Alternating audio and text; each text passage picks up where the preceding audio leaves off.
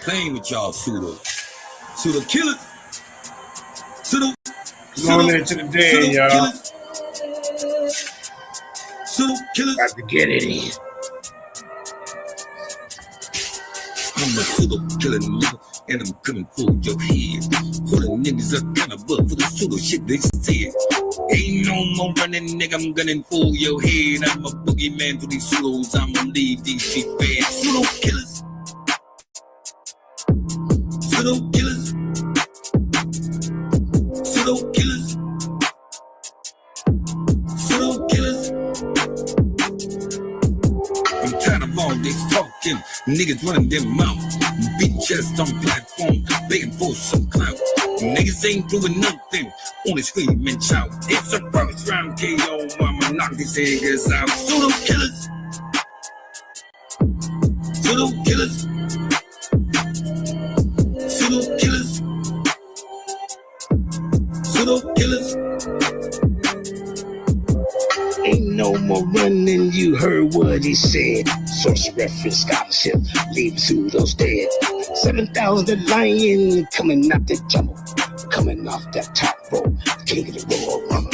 Thriller in Manila, it's scholarships vanilla. Been Deacon Riley running with the mother pseudo killers. Pseudo killers. Hey, nah, you a goof. Tore a nice suit. Pseudo Come up killers. here, running your mouth, no archaeological proof. Pseudo killers. I'm a pseudo killer nigga, and I'm coming for your head.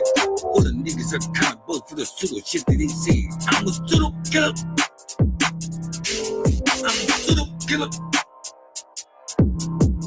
Ain't no more running, nigga, I'm gunning for your head. I'm a boogeyman to these pseudos, I'ma leave these feet fed. Pseudo killer. Killer. Killer. Killer. Pseudo killer. Pseudo killer. Pseudo.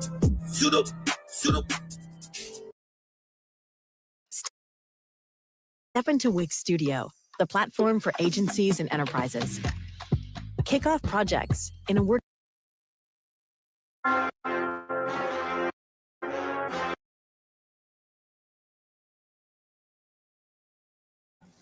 All right, welcome to the Lions Den, ladies and gentlemen. My name is JJ7000, most feared debater on this planet, aka Mandinka Mali.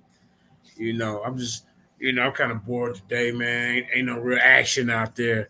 You know, these guys, they just puffed up. They just puffed up in the back chat or on their platform. They ain't really gonna get in the ring and really, discuss the information. So I got to dig into the vault and show one of my classic debates. People's Champ 7000 versus Anukakerakt. One of the NAGA enforcers over there. One of the warriors to be in the back chatting the Lions Den. Shout out to Anukakerakt. Man. Real warriors. Iron sharpen iron. That's what we do in the den. So we ain't afraid to debate each other. But during the debate, it was a little high energy.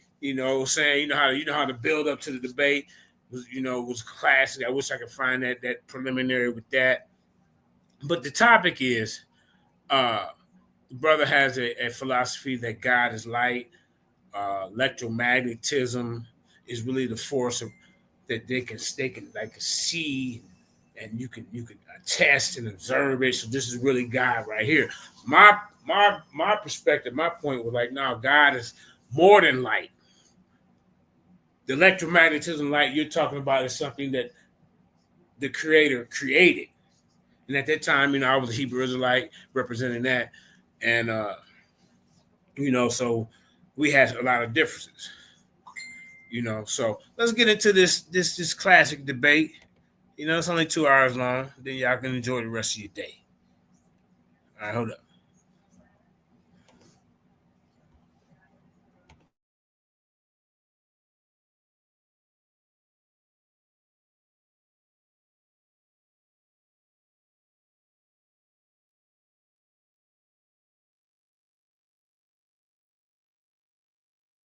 All righty. Your time starts now. That's 2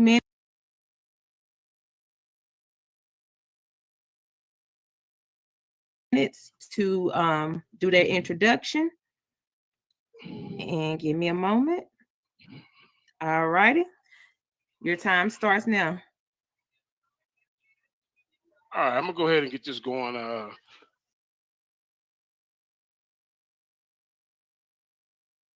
right, make sure y'all can hear that, man. Like I say, shout out to the Lions Den. Shout out to my queen, my wife, my forever. Jenny Hayes. That's right. On my right hand.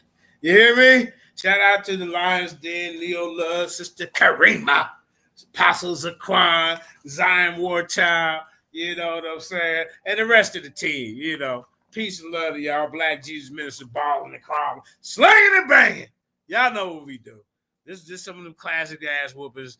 You know, at least on my brand new, you know, I felt I whooped your ass. You felt you beat me. You know, this is a classic debate. You know, let's get it. Hold up. You already know what it is. This debate is about, is electromagnetism the creator of the universe? Because this is what this brother's been back here teaching. So I'm here to say, no, electromagnetism is not the creator of the universe. The creator of the universe is more than just electromagnetism. He wants to say God is light. He's all over the place. So when he say God, I say, what God? He said the creator of the universe is just light alone. So I challenge that, right? That's my challenge. You coming out here telling us that the creator of the universe is electromagnetism. That's it. Electromagnetism, everybody. And he don't want to stand on that. He want to just have a vanilla topic and say, God is light. No, you've been back in the back chat teaching that God is electromagnetism. Now you in the big league, bro. You're going to have to stand on it. You got to stand in it, bro. We ain't having none of that. Is he this or that? Now we want you to tell us exactly what you mean, and you're gonna stand on saying the creator of the universe is electromagnetism. That's all I gotta say. Ain't nothing else need to be said. The brother said the electromagnetism of the universe is created. You're gonna have a problem, and you don't even believe in the Bible. You want to attack Yah? I can show you more Yah than you can show me anybody celebrating electromagnetism coming into any church, any temple, any camp, on the corner saying electromagnetism is why I'm here. Electromagnetism saved my life. Time.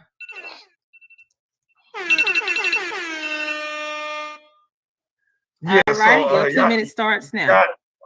Y'all know who it is, man. Like, I ain't even finna get all up into the extras. This man don't dictate nothing. He don't dictate what my premise is. He wanted to debate my God is like theory. That's what it is. I never said God is electromagnetism. That's what he's saying. The brother said I'm Boule, I'm Masons, all this dumb stuff that he concocted. You know what I'm saying? Feeding y'all lies, trying to coerce y'all into feeling and thinking some type of way about me. Oh, he's an atheist. That's what he says. But that's not what we're going to talk about. Today, what we're going to talk about is God is light, light is electromagnetism. You know what I'm saying? Now, he want to be like, oh, well, what type of light? Nigga, I don't differentiate for the light. Light is light. Light is illumination. Light is electromagnetism. Light is enlightenment. Light is thought. The whole universe is mental. The whole universe is consciousness. Light. You see what I'm saying? So we not finna play these games. We're not finna play none of these games.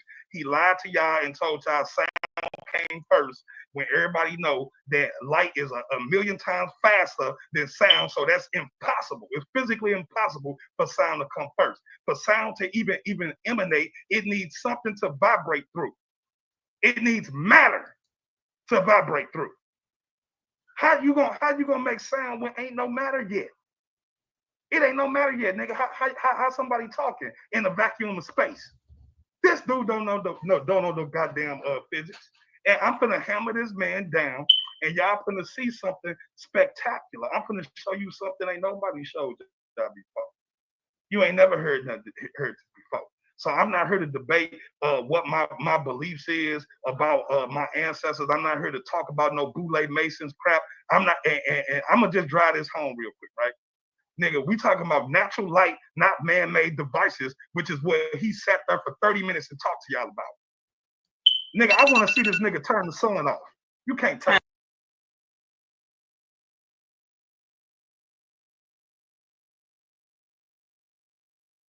Now see a new y'all heard him. He said natural light. He said he want to see me turn the sun off. Now y'all just keep that in mind during this debate. All right. Turn the sun off.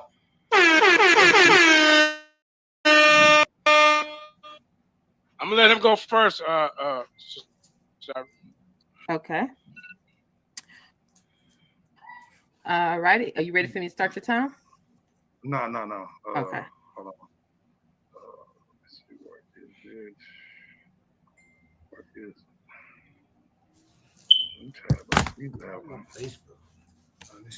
Hold on, I'm getting this video ready. Okay.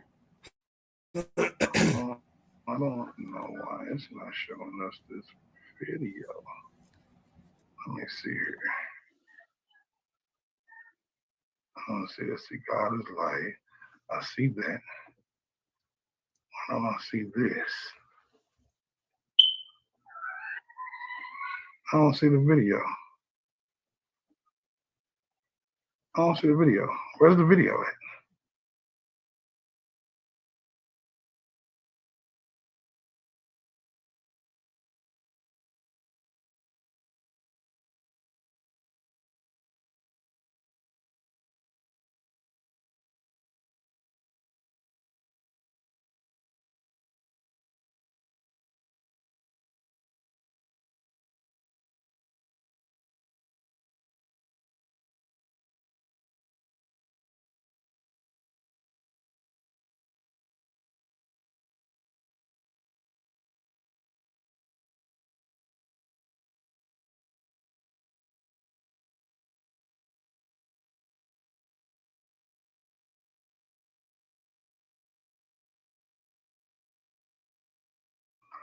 It's loud as hell on my side. The more scientists observe this phenomenon, in order for atoms like hydrogen and carbon to retain their shape and form, the electrons that rotate around the orbital shell of an electron are held in consistencies by their orbit by light, a process called quantum electrodynamics. Fortunately, my opponent don't understand these type of concepts when it comes to the reality around them. As we see, light played a part in the creation of the universe and the creation of atoms, of what we call matter. You can't even have brains without matter, without atoms. This is an awe-inspiring revelation for the religious world and the scientific world to come together. So again, this is supposed to strengthen your faith, not destroy your faith. This is supposed to See, I never said energy could be destroyed, man. Come on, bro. Let's keep going.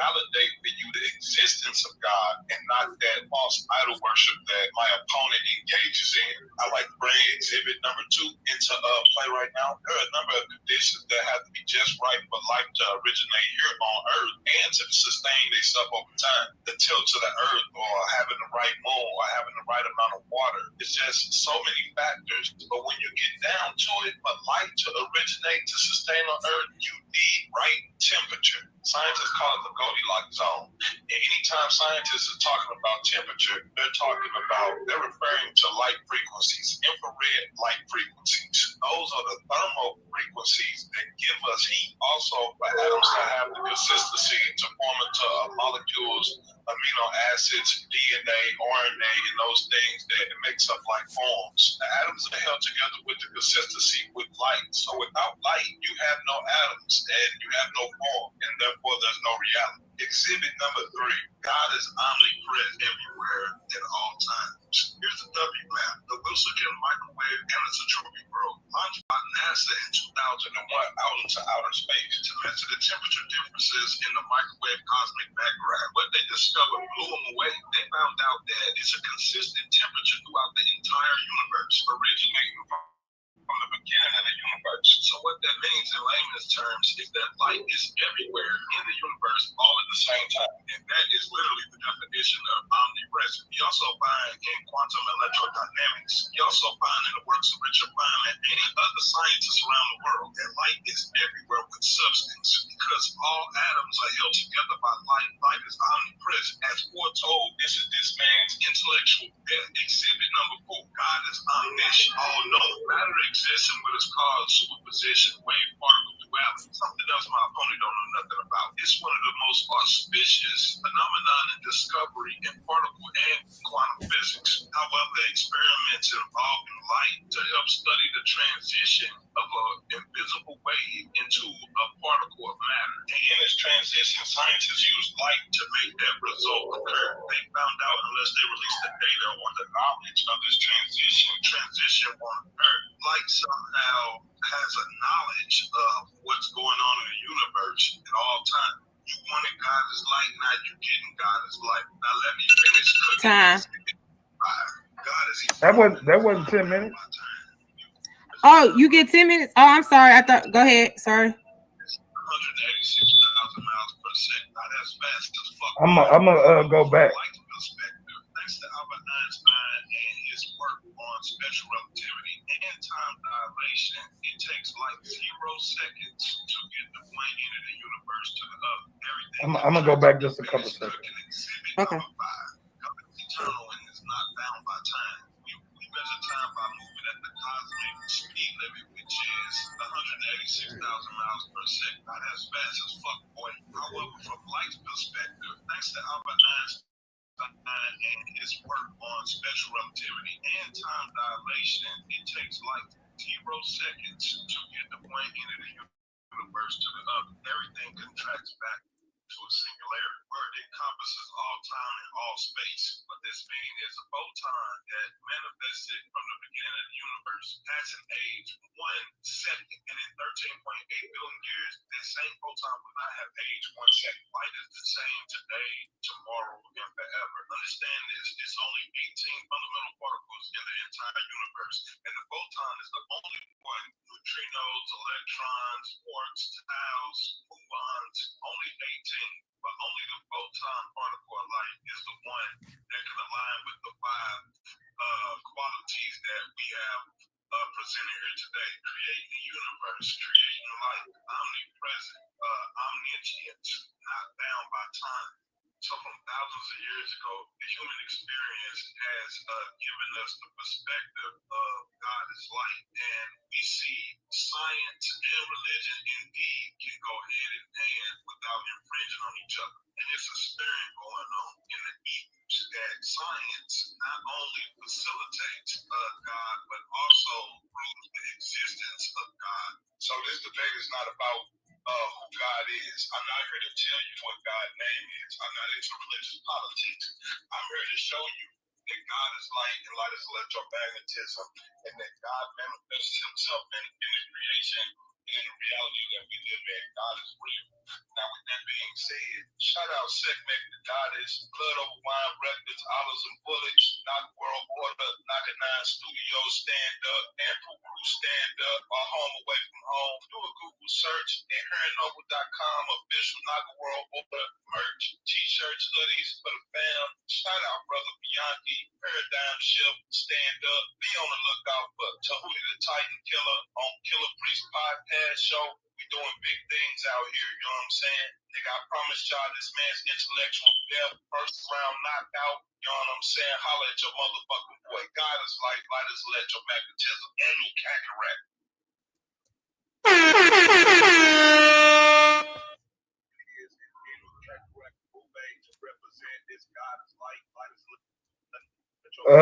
I should have about like 2 minutes left. You know what I'm saying? I apologize for like whatever quality that came out, but like y'all saying, that was a first round knockout. This man ain't gonna have no answer for that. God created the universe. He needs to put forth some type of proof that his fake book God actually created anything. He has no proof of that. God is omnipresent, omniscient, omnipotent. He has to prove that God can do these things. And you got to do it outside of your book. You can't use the book to prove the book. What type of shit is that? That's the definition of bias. It's the definition of bias. So if you can't prove that Yahweh or whatever you call your God is creating and is the catalyst for all life, then you just an idol worshiper. And that's what I'm here to do, expose you as an idol worshiper. Now, you want to sit here and tell me that your God ain't Yahweh? Your God, Yahweh, bro. And Yahweh is an idol. Yahweh is an idol. An idol. And you're an idol worshiper. So back to this light, he says that the universe sound came before light. But light is the catalyst to all atoms forming. How you gonna have atoms without light? How you gonna have matter without light? That it don't work like that. I want you to play some music and see if that music creates some type of life for you. It's not. It's not. You need life. You need light. You need electromagnetism. This man gonna sit here and tell y'all about the four fundamental forces of the universe. The four fundamentals of forces of the universe is called the super. They all belong to one force. It's a one God. One God. And that one God is this super force that we're talking about. But today we only talking about the aspect of God that is light. Just this aspect. Maybe tomorrow we'll deal with gravity. Maybe the next day we might deal with the strong force, weak force. But today, the aspect of God that we're dealing with today is light. Whether that's spiritual light, whether that's physical light, all light illuminates. All light is the inspiration for enlightenment. The sun, the light, the universe is the inspiration, higher thoughts, higher frequencies. We're talking about light. So my opponent, you know what I'm saying? He don't have a leg to stand on because this man cannot show you Yahweh creating anything. He gonna tell you Yahweh speaking. Do Yahweh got an email address? Do he got a phone number or something we can call? He don't.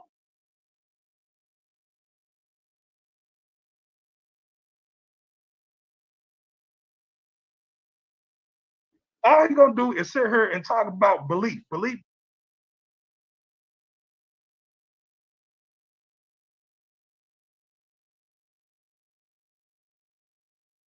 Belief. The book. He don't even understand the science.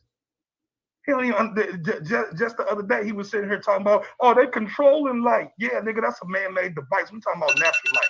Turn off Polaris. Turn off the sun, nigga. You can't.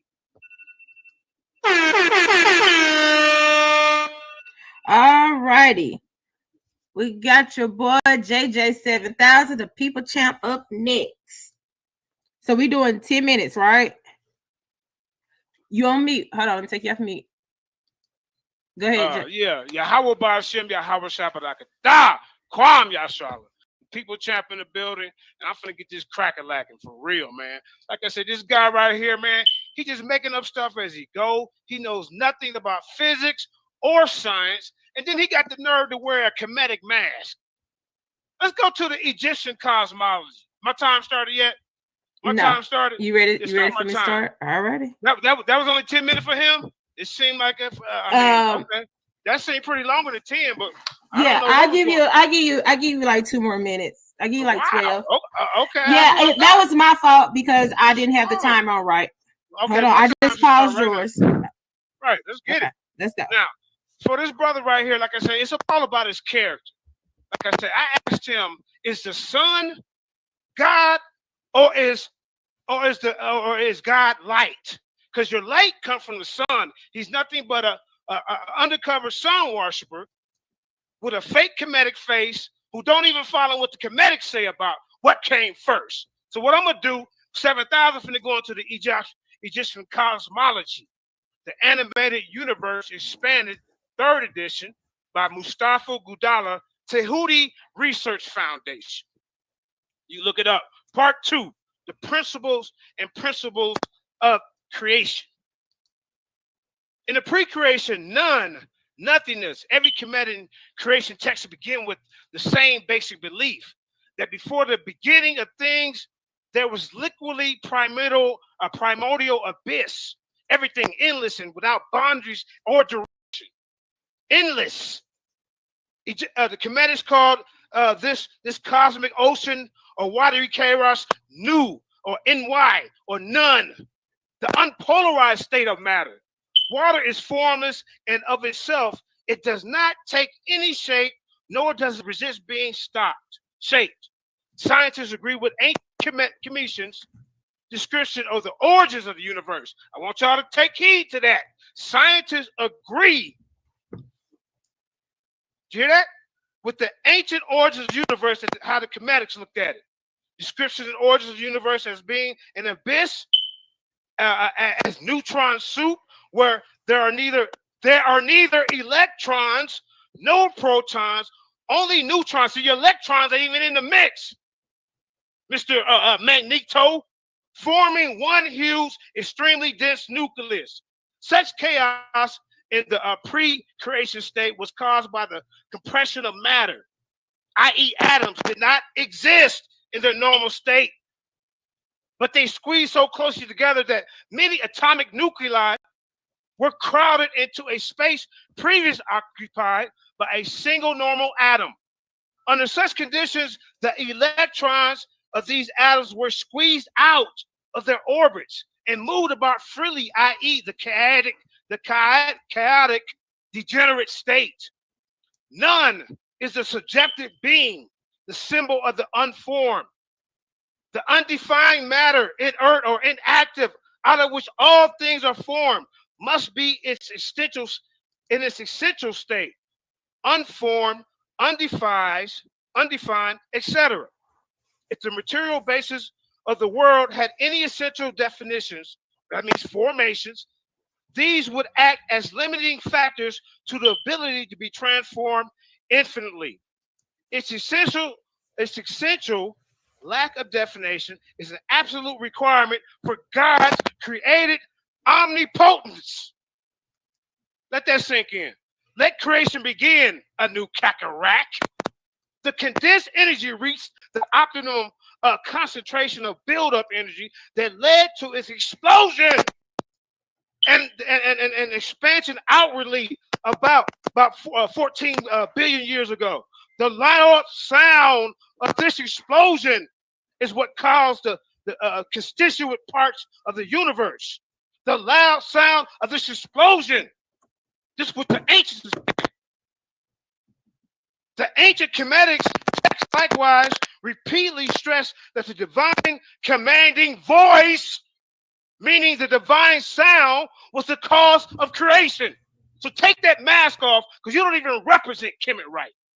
You're sitting here running around with a mask of the underworld anyway. If you're talking about God is light, get you a light mask. Sound and form. The earliest recovered ancient Kemetic text 5,000 years ago. Just like in our Bible, God said, let there be light. The sounds and the vibrations is what created everything that you see and exists right now.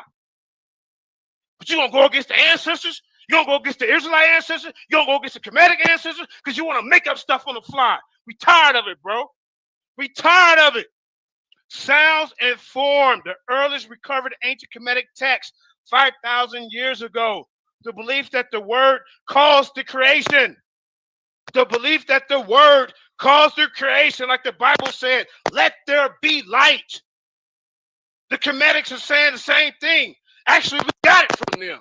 You want to keep it 7,000? Come on, man. 5,000 years ago, so that the belief that the word caused the creation of the world, the Kemetic book of Coming Forth by Light states, I am the eternal. I am that which created the word. I am the word. Take that mask off, boy. You're disrespecting the elders. You're disrespecting the ancestors, trying to act like you Kemetic. Now, you New Age. You're making up stuff as you go. We also find in the book of the Divine Cow, find in the shrines of Tuk-Ak-Amun, that the heavens and their hosts came into existence merely by pronouncing words whose sound also evokes things. His name is pronounced so that things come into being. For the name, a reality, the thing itself.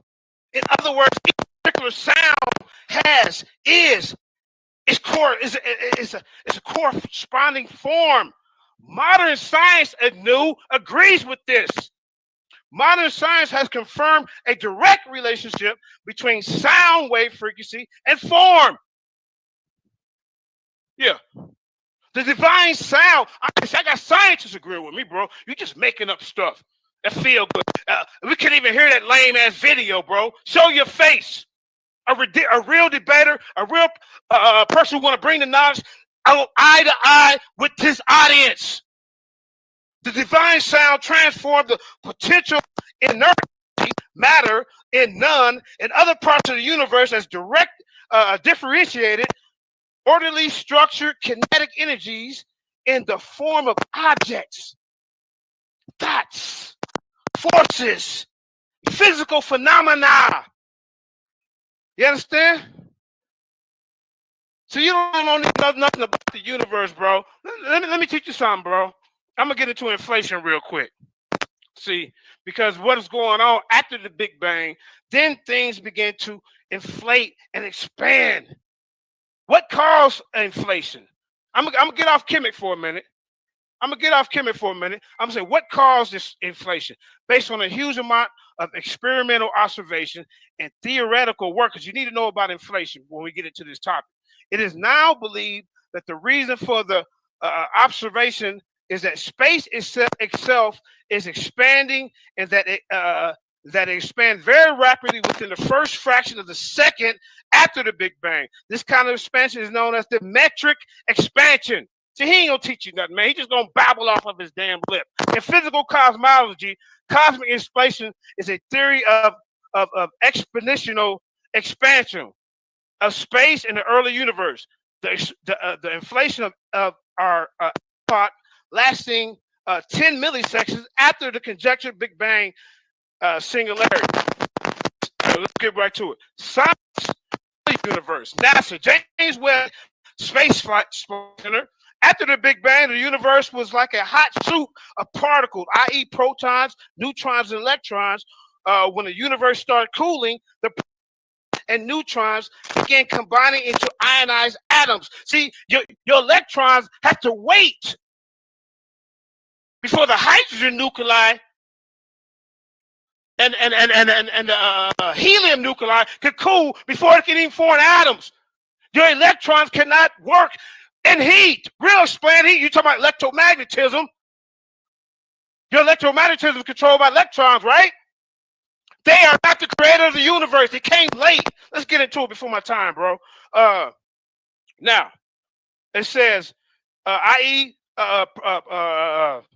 neutrons and electrons, when the universe started cooling, the protons and neutrons began combining into ionized atoms of hydrogen and eventually some helium. Like I just said, these ionized atoms of hydrogen and helium attracted electrons. Your electrons and your electromagnetic bullshit, God can't do shit until it cool. He's not all powerful. Turning them into neutral atoms, which allow light to travel freely for the first time. Your light couldn't even travel when it wanted to. Your light God. It had to wait till things cool off. You idiot. Now I'm going to take that back. I ain't going to call you an idiot. I'm just going to call you, not learned. All right? So for the first time, since this light was no longer scattering off free electrons, the universe was no longer a peak. There would still be some time, perhaps a few hundred years past the Big Bang, before the first source of a light would even start forming in the cosmic dark ages. Did y'all just hear what I just said? The universe will be no longer a peak. However, it will still be some time, perhaps the first few 100 million years past the Big Bang, before the first sources of light will start to form ending the cosmic dark ages. There was dark ages before it was light. Exactly what the universe first light, i.e. stars that fuse the existing hydrogen atoms into more helium. They're going to time out of the universe. Going to bust his head. It outlines the formation and subsequent evolution of the universe from Big Bang, from 13.8 billion years ago, if you believe in this, right, to the present. This is science. I'm not going to mix it up. I'm going to go with science, and then I'm going to show you the other side when I go to the spiritual aspect of what God is. This guy, ain't no scientist said electromagnetism is the creator of the universe. All right? Now, an epoch is a moment in time in which nature or situations change to such degree that marks the beginning of a new era or age. The first 20 minutes after the debate I'm going to get into, y'all, the Planck era. That's 0 seconds. Planck epoch begins earlier, the earliest meaningful time, the Big Bang, in which ordinary space and time develop out of the primordial state, possibly a virtual particle or false vacuum described by a quantum theory of gravity, of the theory of everything, all matter and energy of the entire visible universe. It contains a hot, dense point, gravitational singularity, a billionth the size of a nuclear particle. This state has been described as the particle desert. Now we're gonna come back to that just so y'all know. But I want to teach you something about. Yeah, you lucky, bro. That boy. Now let me cook real quick. Okay, so we're doing. Okay, right now. So are we doing 10 minutes or 2 minutes space? Yeah, it's 10 minutes. It's 10 minutes. Okay. Okay. So let me explain something to y'all, because this nigga don't know what the fuck he's talking about. Okay, first, remember he said, "Oh, it was hot first." Nigga, dumbass nigga. Do you know what heat is? That's called thermal heat. That's infrared. That's light, nigga. Nigga, and you said that the beginning of the universe, it was only a neutron. Only a neutron. Do you know what a neutron is? Do you know what a neutron is? You don't know what a neutron is, bro. You see what I'm saying? So again, the dude just sat here and read. Let me read something to y'all. This comes from kimforkids.com. This says all elements have atoms with neutrons except for one. A normal hydrogen atom does not have any neutrons. The most abundant atom substance in the whole universe is hydrogen, stupid. It's hydrogen. And hydrogen don't even have neutrons. So what are you talking about, JJ? You sitting here talking about kinetic this, kinetic that. Did I come on here repping the kinetic? No, I didn't. No, I didn't. Did I say anything about Ra Atum or anything like that? No, I didn't. Did I bring in the Egyptian cosmology? No, I didn't. Because that's not what I'm representing here. I'm representing the undeniable truth. And the truth is, the universe came into existence from the super force, from a singularity. Do you know what a singularity is, JJ? Do you have any idea what a singularity is? When the first singularity bursts, from the first singularity burst comes the super force. The super force is all of the forces of the universe combined as one. That's the one God, JJ. Why are you idol worshiping? Why are you all over there? You all over here. You don't understand these fundamental things. You understand what I'm saying? So when it actually comes to understanding how atoms form, we're talking about the reality that we live in. What created life? Just like in my video, I showed you the God created the universe. Did he show you any God creating the universe? Did he show you any Yahweh creating the universe? The nigga didn't even go in his own goddamn book. He didn't even go to his own shit. He went to Kemetic, some shit that he don't even believe. You understand what I'm saying? And then he gonna sit here and force feed y'all and coerce y'all into this dumb shit. And this nigga ain't even standing on his own beliefs. He don't even understand the physics and the science that we talking about. You understand what I'm saying? So this guy want to tell you that sound came before light when light moves 1,000,000 times faster than sound? How can sound vibrate through the universe without matter? You have to have matter in order for sound waves to travel, dummy. Do you not understand that? Do you not understand that? You know what I'm saying? I'm gonna go through here and I'm gonna ask my opponent some simple questions, and I guarantee you this man not gonna be able to answer because he don't understand science. He just reads some shit, and then he want to convey that to y'all and make y'all believe that. So when we go down this road, you will see time and time again that the man keep on reiterating the same things that I keep saying. Now, in my video, I showed y'all that the scientists at CERN laboratories in Geneva, Switzerland, they are using lasers and lights to recreate the beginning of the universes. They not doing that with y'all. They not doing that with y'all. Where's Yahweh at in that? Nigga, if we go into a electron microscope and look at the atom of water, it's hydrogen and oxygen. Are we gonna see Yahweh in there? Or are we gonna see any one of the Egyptian deities in there? No, we're not. We're talking about stuff that we confirm the truth, not your belief. I'm not dealing with belief here, brother. I'm dealing with the undeniable truth. Now, unless you can show me a God that created anything, then that means God is light, is a superior concept when it comes to God. You can't show me Yahweh in photosynthesis. Without photosynthesis, you will be dead. Without the electrical chemical processes going through your brain, nigga, you couldn't have thoughts.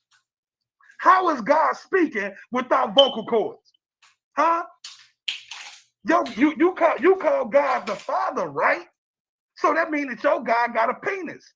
Now, I'm gonna share my screen real quick. Let me share my screen. Let me show y'all something. Let me show y'all something. Let me find out where it's at. Let me see where it's at. Here we go.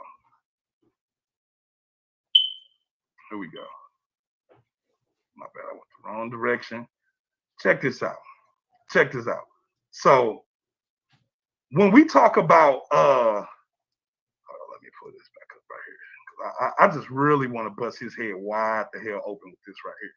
I gotta claim this clock with this right here. And y'all gonna laugh at this. Y'all gonna laugh at this. Show you how much this man don't know. Where we at? Oh yeah, that's right. That's right. New folder.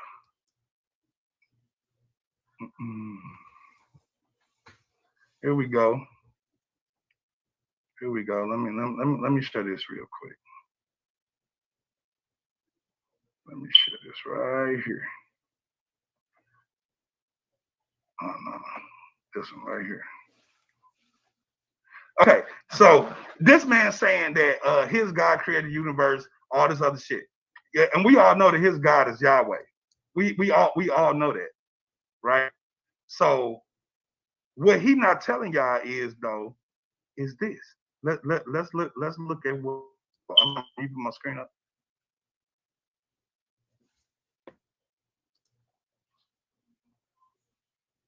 Can you stop my time to the screen get up? Yes. Okay, there we go. Okay, so right here go his idol God. This is his idol God right here. That's Yahweh. There go Yahweh right there, sitting down on a wheel with wings and shit. And there go Yahweh right there with a penis or something on top of his head. I don't know what that is, right? So this right here says, let me show y'all this. 1500 BCE versus 13.8 billion years ago. That's no contest, bro. This right here says the notable exception of Yahweh and himself, the deities worshipped by Israel were also Canaanites. This includes El, the ruler of the pantheon. So that El, the ruler of the pantheon, Asherah, his consort, and Baal. El and his 70 sons, which included Baal and Yahweh. So Yahweh got a daddy. How Yahweh gonna predate his daddy, nigga? Huh? Explain how Yahweh gonna predate his daddy. They was worshiping Baal before Yahweh. How Yahweh speak anything into existence? Huh? Nigga, let me finish cooking on her because I got sources galore. I'm gonna just pop these sources up here for y'all because I don't like patting people on the back. But I go to sources for y'all if y'all really want to see where I'm going with this. Now check this out. Check this out right here. Look at this. Fourth century BCE silver coin from the Persian province of Yehud, Medinta, possibly represented Yahweh enthroned on a winged wheel. There it is right there, the winged wheel. You see that? And he wants you to believe that this big head guy. Hey, I got to change his tactics. Yeah, I had to change his tactics in this debate. He said, Plus B said, he looks like he's not following his plan of attack. JJ got him changing his tactics. Yeah, I was thinking that. What the hell is this nigga talking about? You supposed to prove God is light, electromagnetism. That's what it is. Ain't no scientist saying this, man. Come on, let's keep it going. It was a fun debate, though. God right here was the one who created the entire universe, spoke the universe into existence. This is an idol made of stone. It don't have no voice.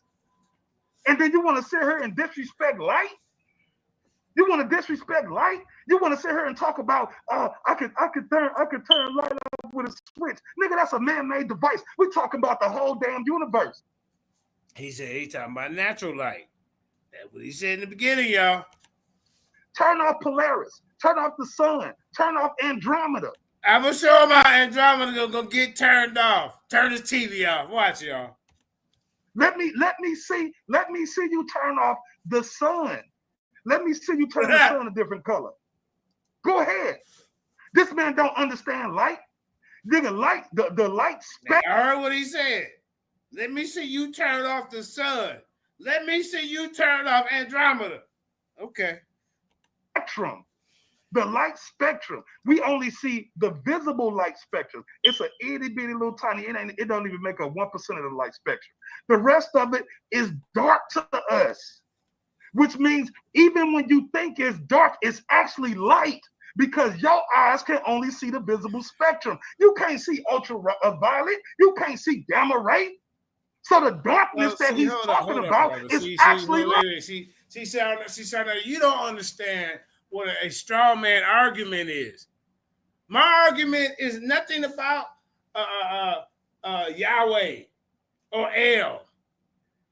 He said, scientifically speaking, that God is light, electromagnetism. What I'm showing him in this debate, that electromagnetism came late after the Big Bang. Like 10.3 milliseconds after the Big Bang. So how can electromagnetism be the creator of the universe when it came late, sir? Pay attention to the debate. You might learn something. You don't even know somebody's switching a tactic in a debate. I got to teach you. Light. It's light. He can't see X-rays. He can't see it. He can't see radio waves. All of that is light. Why he not telling y'all this? Why he sitting here beating around the bush, going to commit some stuff he don't even believe in? The brother went into science and don't even understand the science that he was reading. I just sat here and told y'all.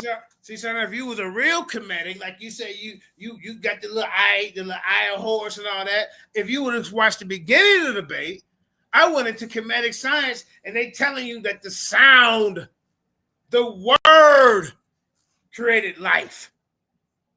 I went into the Book of the Dead. I guess you didn't catch that part of the debate. It came late. Go back and watch that part. And that correlates with the Bible when God said, let there be light. See, we don't create, people who believe in the creator, we don't worship the creation of what the creator created. We worship the creator. In layman's terms. How can we worship electromagnetism? No big, huge words. I didn't try to confuse y'all. I didn't sit here stutter over my words. Huh? I gave it to you simple and plain, elementary. Like I told y'all, this right here came from KimKidForKids.com. But this is my brother Anu. This is what we do in the den. We battle. We go to war. After the war, hey, we get back to normal. Children knows this. Children, look right here. When he talking about there was only an atom with only neutrons. This right here says neutronium, sometimes shortened to neutrinium. Also, now, son, watch a master go to work. Refers to a neutrite and is a hypothetical substance. Do you know what hypothetical means?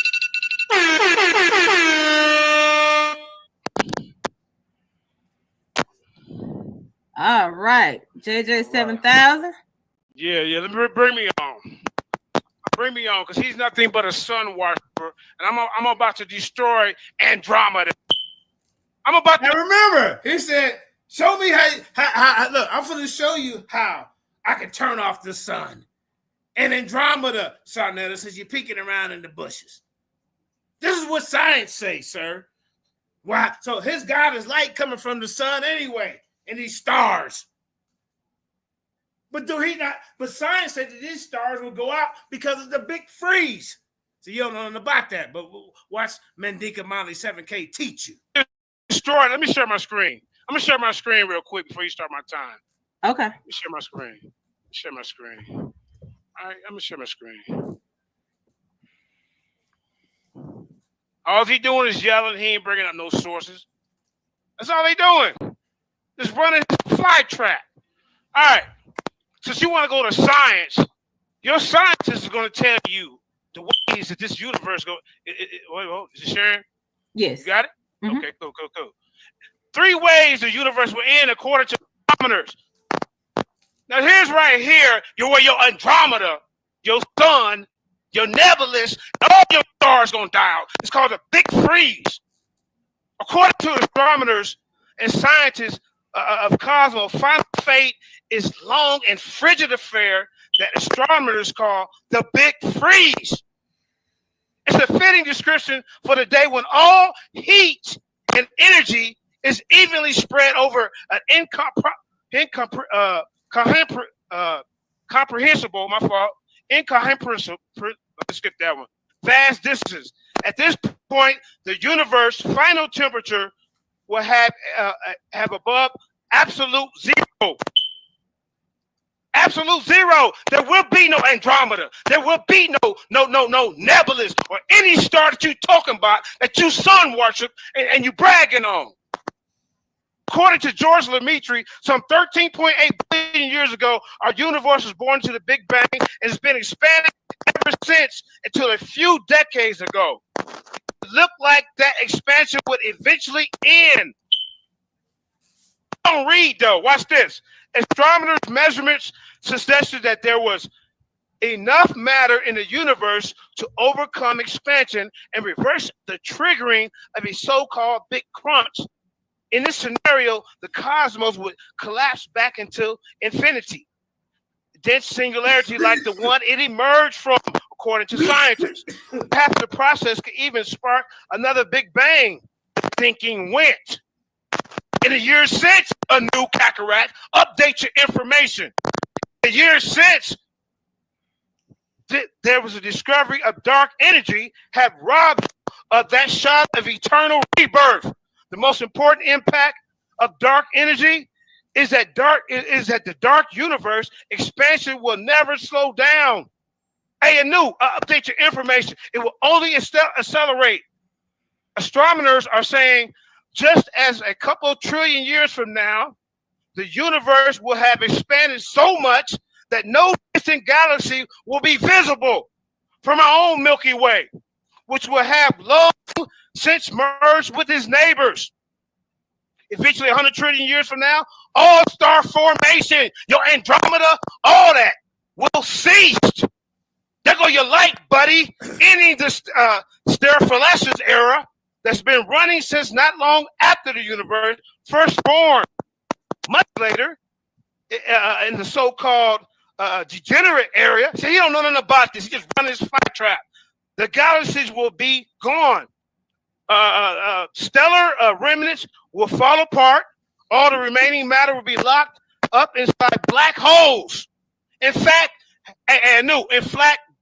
black holes will be the last surviving sentinels of the universe as we know it. In the black hole era, there will be the only normal matter left, but eventually even these titans will disappear too. They're going to disappear too. There go your light, buddy. Remember he said, show me how you can turn off the sun. Show me how you can turn off Andromeda. Was you not paying attention to that, Frankie? Come back with a cold rebuttal cut real quick. It's your own scientist telling you this. Telling you this. Think you know something about science? You know nothing. You're in the ring with the people's champ, 7,000. Now watch me continue to keep schooling your slow ass. Now, in the black hole era, there will be the only normal matter will be left. But eventually, even these titans will disappear too. Stephen Hawking. See, I'm bringing people to the table. I'm bringing people to the table. Yeah, I know you don't know what I'm talking about, Ruben. You're too slow. Stephen Hawking predicted that black holes slowly evaporate by releasing their particles to the universe. Normal matter will remain in this final dark era. Did you hear what I said? Other universe will last for longer than everything that came before it. And the second law of thermodynamics tell us that in these time frames, energy evenly distributed. Cosmos will settle, and the final resting temperature just above absolute zero. Hey, bozo, where your light keeping us warm? Where your sun? Absolute zero. Your stinking ass ain't gonna be able to survive. I'm talking about our ancestors for trillions and trillions of years, right? You don't care about them? This is what the science class.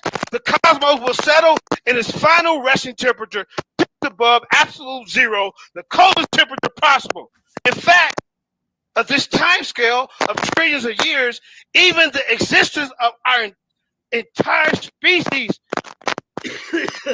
registers as just a brief ray of sunlight before the infinite winter of darkness. Man. Listen, here, let me read what's on the screen. Here we go, right? Now, the term, the big freeze. See, he ain't going to teach you about that. See, as y'all look on the screen, the big bang, see that light? Look what's behind it. See, darkness, then this light, then the darkness come. Right? The term comes from the theory that in the universe and the other isolated systems, entropy will increase until it reaches a maximum value. Entropy comes from a principle of thermodynamics that covers energy and specifically refers to the idea that everything in the universe eventually moves from order to disorder as a result. Y'all hear that? Order to disorder as a result. Entropy is the measurement of that shift. The third theory states that the universe could end due to the big freeze and somewhat conversely called heat death. This scenario is believed to be the most likely according to what we already know about physics and new in the universe. Once entropy reaches its maximum theoretical physics that believe that heat in the system will be distributed evenly. This means that there will be no more room for usable energy. Your energy is gone, bro, or heat to exist in the universe. There go your Andromeda, all that, your sun, all that. During the big freeze, the universe would, in theory, become so vast that supplies of gas would be spread so thin that no new stars can form. There you go, buddy. No new stars can form. An endless void in which nothing ever happens, and there's little or no energy left in the universe. But let me get to what he want to talk about. God is like. Let me get to that. Let me get to that. Let me turn off the camera. Let me turn this off. going. I'm gonna keep going. First sound waves left an imprint on the universe by Dr. Roy Britt, published January 12, 2005. All right. An early universe ranged with the sound of countless cosmic bells, which filled the primordial darkness with ripples like the surface of a pond, ponding by stone. Waves served as spawning grounds for galaxies. Astronomers announced Tuesday the effect has been predicted. Theory, researchers found its imprint of the sky in two independent comprehensive galaxy surveys presented here at a meeting of Astronomical Society. So I'm bringing you this stuff that you ain't no freestyling. Ain't no freestyling. Sources is. You see what I'm saying? All right, well, watch this. The findings give scientists greater confidence that their limited understanding of the universe structure, contents, and evolution are on track. Over time is going out. The universe was initially a thick suit that trapped light. See, your light can be trapped. Your light is trapped. With some conditions, your light God just can't come and say, please. What's up with that? About 350,000 years after the Big Bang, the beginning of all things clear. Hey, I apologize for the static. You know, at that time, I guess I wish Ivory would have told me at the time. Shout out to Sister Ivory, you know, for hosting this debate. I wish she would have told me my headphones were staticky. I would have took them off. But y'all just pay attention, man, because there's a lot of good information that's coming out. See, 7,000 is not just. See, at this time, they thought I was just a regular Hebrew Israelite. You know, no, I tap into all different types of debates. I'm not a one-trick pony like Domo. You know, he talk about politics. Or, you know, some of these guys just got their forte. See, I like to expand my portfolio as a universe is expanding. I'm telling you about it in this debate. Let's go. And the imprint of the earlier conditions were left on the entire cosmos. Scientists previously detected this imprint as a big microwave background and patched important clues about the structure of the universe. Something similar. I think if I'd have been more still, all that static wouldn't have been popping off. Should have happened with sound explained by David Einstein of the University of Arizona, the leader of the Digital Sky Survey. In the dark area, if you pushed on a pocket of hot gas, it would resist. The whole thing sits there and it rings like a bell. Einstein said, hot soup would transmit sound waves. The thick hot soup would transmit sound waves. Sound waves. Same air and water do. When the fog cleared, the sound waves would have remained as countless ripples of material. Let me keep it moving on this chunk. All right. Sound comes before light. Think of the rock dropped to a pond, Einstein suggests. Give me two more. Okay, all right. Hey, my foot on his neck. All right. Yeah, okay. All right. Yeah, I see my go next a couple more rounds. I got information all night.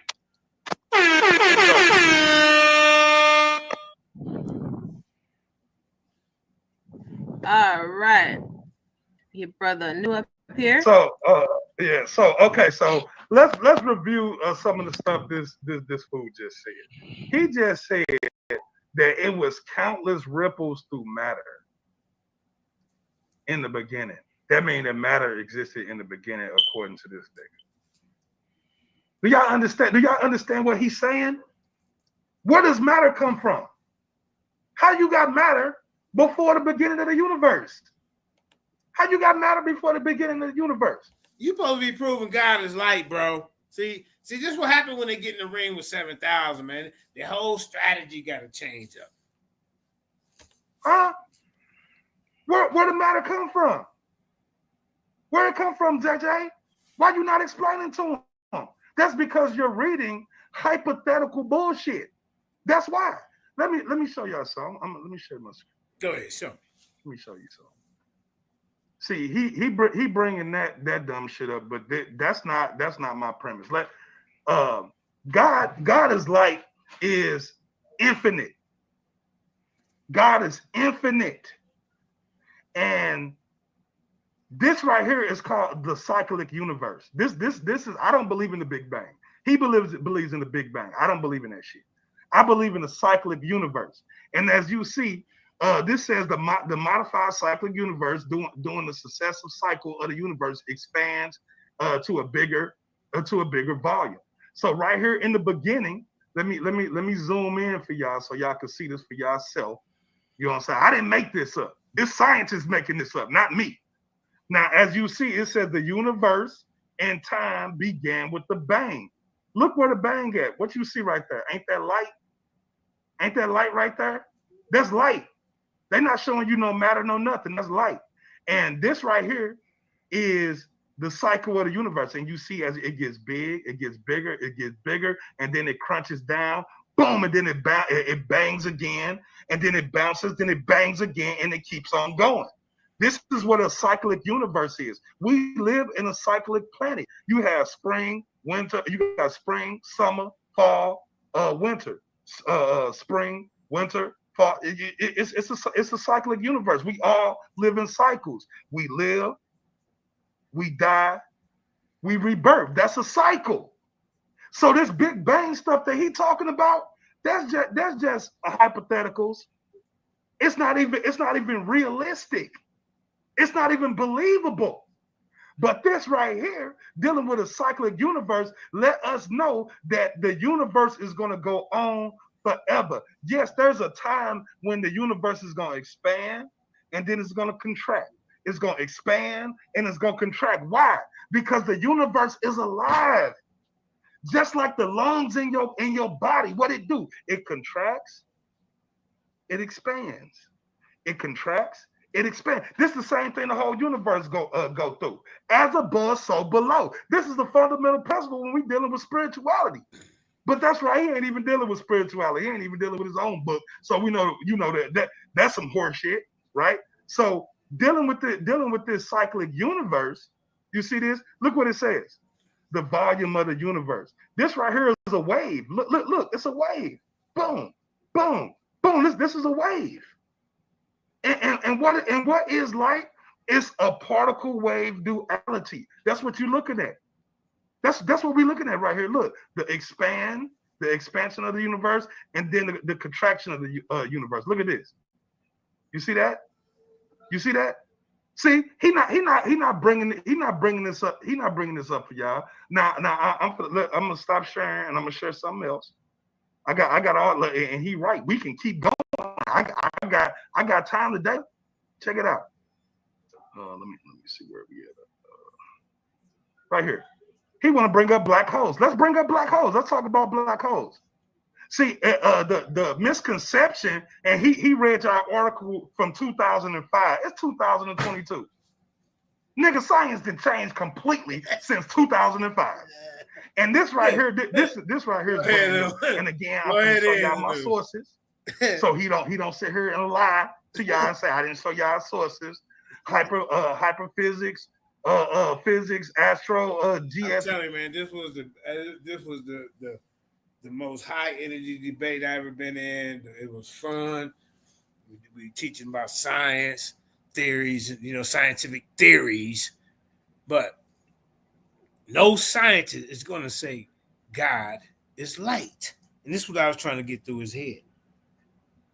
And then when you try to equate it with a spiritual beliefs, then God is more than light. The Creator is more than light. The Creator created light. You're leaving that out. Science, the purpose of science is to understand the universe and understand how it was created. But they have this policy where they have to leave out anything that's supernatural. That's the oath that they take. So even when they come into them with, damn, I'm stuck here. Guess what? It was supernatural. Telekinesis is supernatural.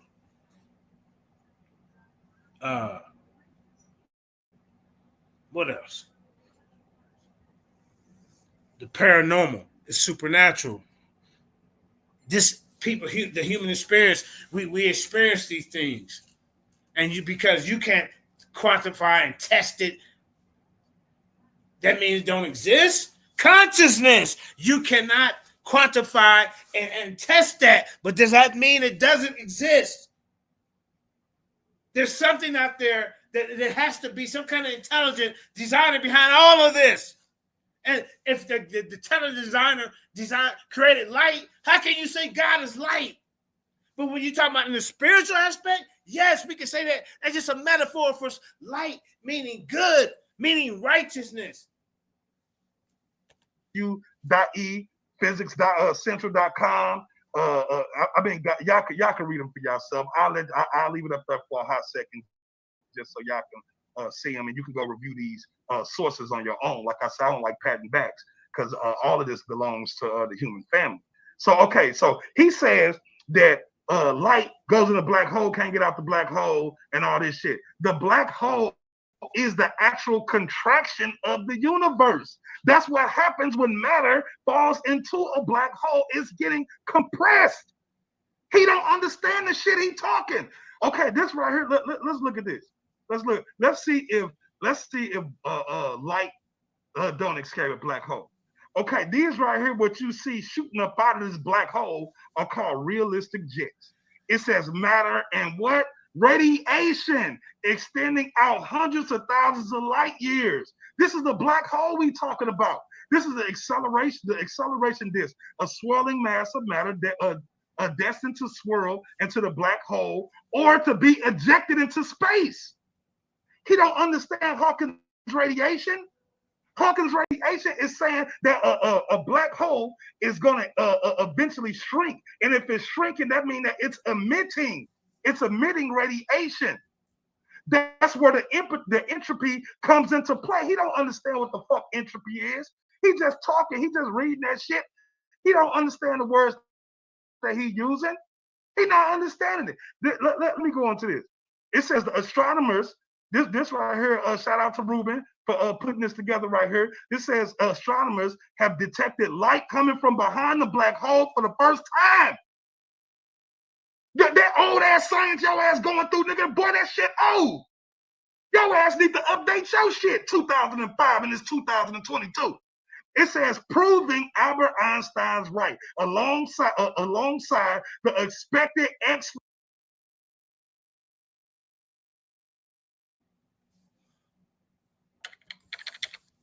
What are the problems with a cyclic universe? What are the problems with a cyclic universe? This concept suggests that our universe goes through endless cycles of expansion and contraction. While it sounds fascinating, several challenges arise when we examine this idea closely. First, let's talk about thermodynamic entropy accumulation. Each cycle generates entropy, which is a measure of disorder. If entropy keeps building up over time, each new cycle would start with more disorder than the last. This means that as we look forward in time, cycles would become longer. If we look backward, they would shorten until we reach a point where a finite beginning exists. This contradicts the idea of infinite cycles. Next, we have the issue of singularity and physical laws. During the contraction phase, the universe could reach a big crunch, where density and temperature become infinite. At this singularity, our current understanding of physics fails. It is unclear how the universe could bounce back into a new expansion phase. Think about it. Existing theories do not provide mechanisms to describe this transition without invoking unknown quantum gravitational effects. Another challenge comes from brane collision uncertainties. Some cyclic models, like those proposed by physicists Paul Steinhardt and Neil Turok, relying on collisions between higher dimensional branes to reset the universe. However, string theory does not yet provide a complete picture of how brane dynamics work. This leaves the proposed collision mechanism somewhat speculative. Additionally, quantum fluctuations during these collisions might disrupt the uniformity needed for cosmic structure formation. Observational evidence gaps also pose a problem. Cyclic models often predict specific signatures in the cosmic microwave background or gravitational wave spectra. So far, no conclusive evidence supporting these predictions has been found. Competing models, such as cosmic inflation, align better with the observed cosmic microwave background anisotropies and large-scale structure. Finally, we have the net expansion requirement. To avoid the buildup of entropy, some models suggest that there must be a net expansion with each cycle. While this could help with thermodynamic issues, it introduces fine-tuning. The expansion rate would need to balance perfectly with contraction effects across infinite cycles, which lacks theoretical justification.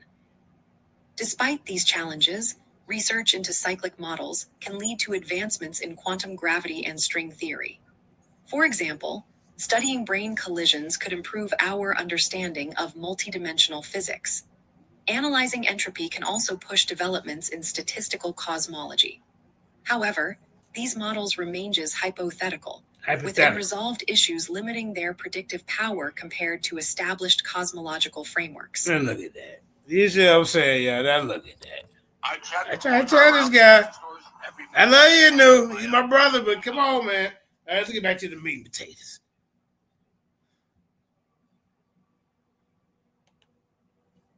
Let's get back to the meat and potatoes. Straight flashes from the front and back hole. The scientists also detect a number of luminous echoes from the origin, and they that they initially couldn't place.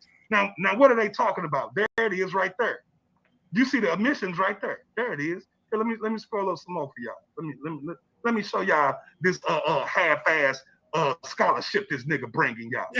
Now, this says a new study determined that black holes discharge the energy in their plasma jets much further away from the black hole's center than previously thought. This is the reason why they thought that light couldn't escape the shit, because it was ejecting it so far away from the black hole that they couldn't see it.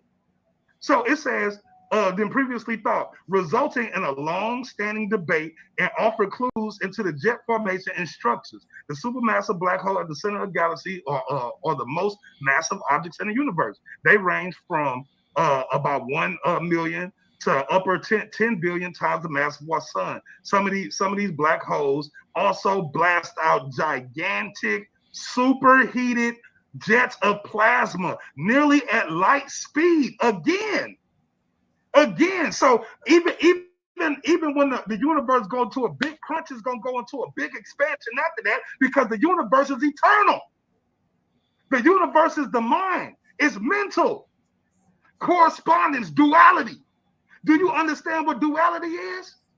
Right, so let me keep going. It says, the primary way that the jets discharge this powerful motion and energy is converted into an extremely high energy gamma ray. There go gamma ray. There go the light. There go the light, nigga. The same light that your dumb ass can't see. You can't see the light. You can't see gamma ray, bro. Let me finish cooking. However, you MBC physics PhD candidate Adam Lee Harvey says, how exactly this radiation is created is an open question. The jet has to discharge its energy somewhere. Black holes, called the broadline region and the molecular torus, black holes jet has the potential to convert visible. Oh, my bad. Visible. Where it go? To convert visible and infrared light in either regions to high energy gamma rays by giving away some of its energy. So again, once again, the black hole, the big crunch, that's what he's talking about. When there's gonna be black holes everywhere, and there's gonna be no more universe and no more suns. Shut up. The universe gonna keep going on, buddy. It's going to keep going on, and it's going to crunch, and it's going to expand. It's going to crunch and expand. Let me keep cooking. Let me keep going. Look at that. That's light emitting out of a black hole. This is the crunch. This is the crunching and the compressing of the universe right here. See, Jeremiah Junkie Judah, he don't understand the world around him. This is black holes emitting matter and radiation. This boy don't know what he's talking about. He don't know what he's talking about. That's why he getting beat up right now. He running all over the place, and guess what? He still ain't dead. He ain't proved that Yahweh, his God, created anything. Now you see, that's a whole nother goddamn debate. He trying to bring Yahweh at the time. He was like, he trying to bring Yahweh into it. Whoa, no! You said God is light, Light is electromagnetism. You're trying to equate science, something that a creator created, to be the creator. Now, if you want to do a two-part debate, you should have said that. Everything he talking about is the product of electromagnetism. Now let me get back to this, and I showed y'all this before in the prelim, but I'm gonna just bring it up again. This right here, let's read. It says atoms and molecules. The electromagnetic force holds atoms and molecules together. I can stop right there. All right, that's time. My time if I wanted to. There you go. That's time. Sister Ivy said that's time. 7,000. You already know.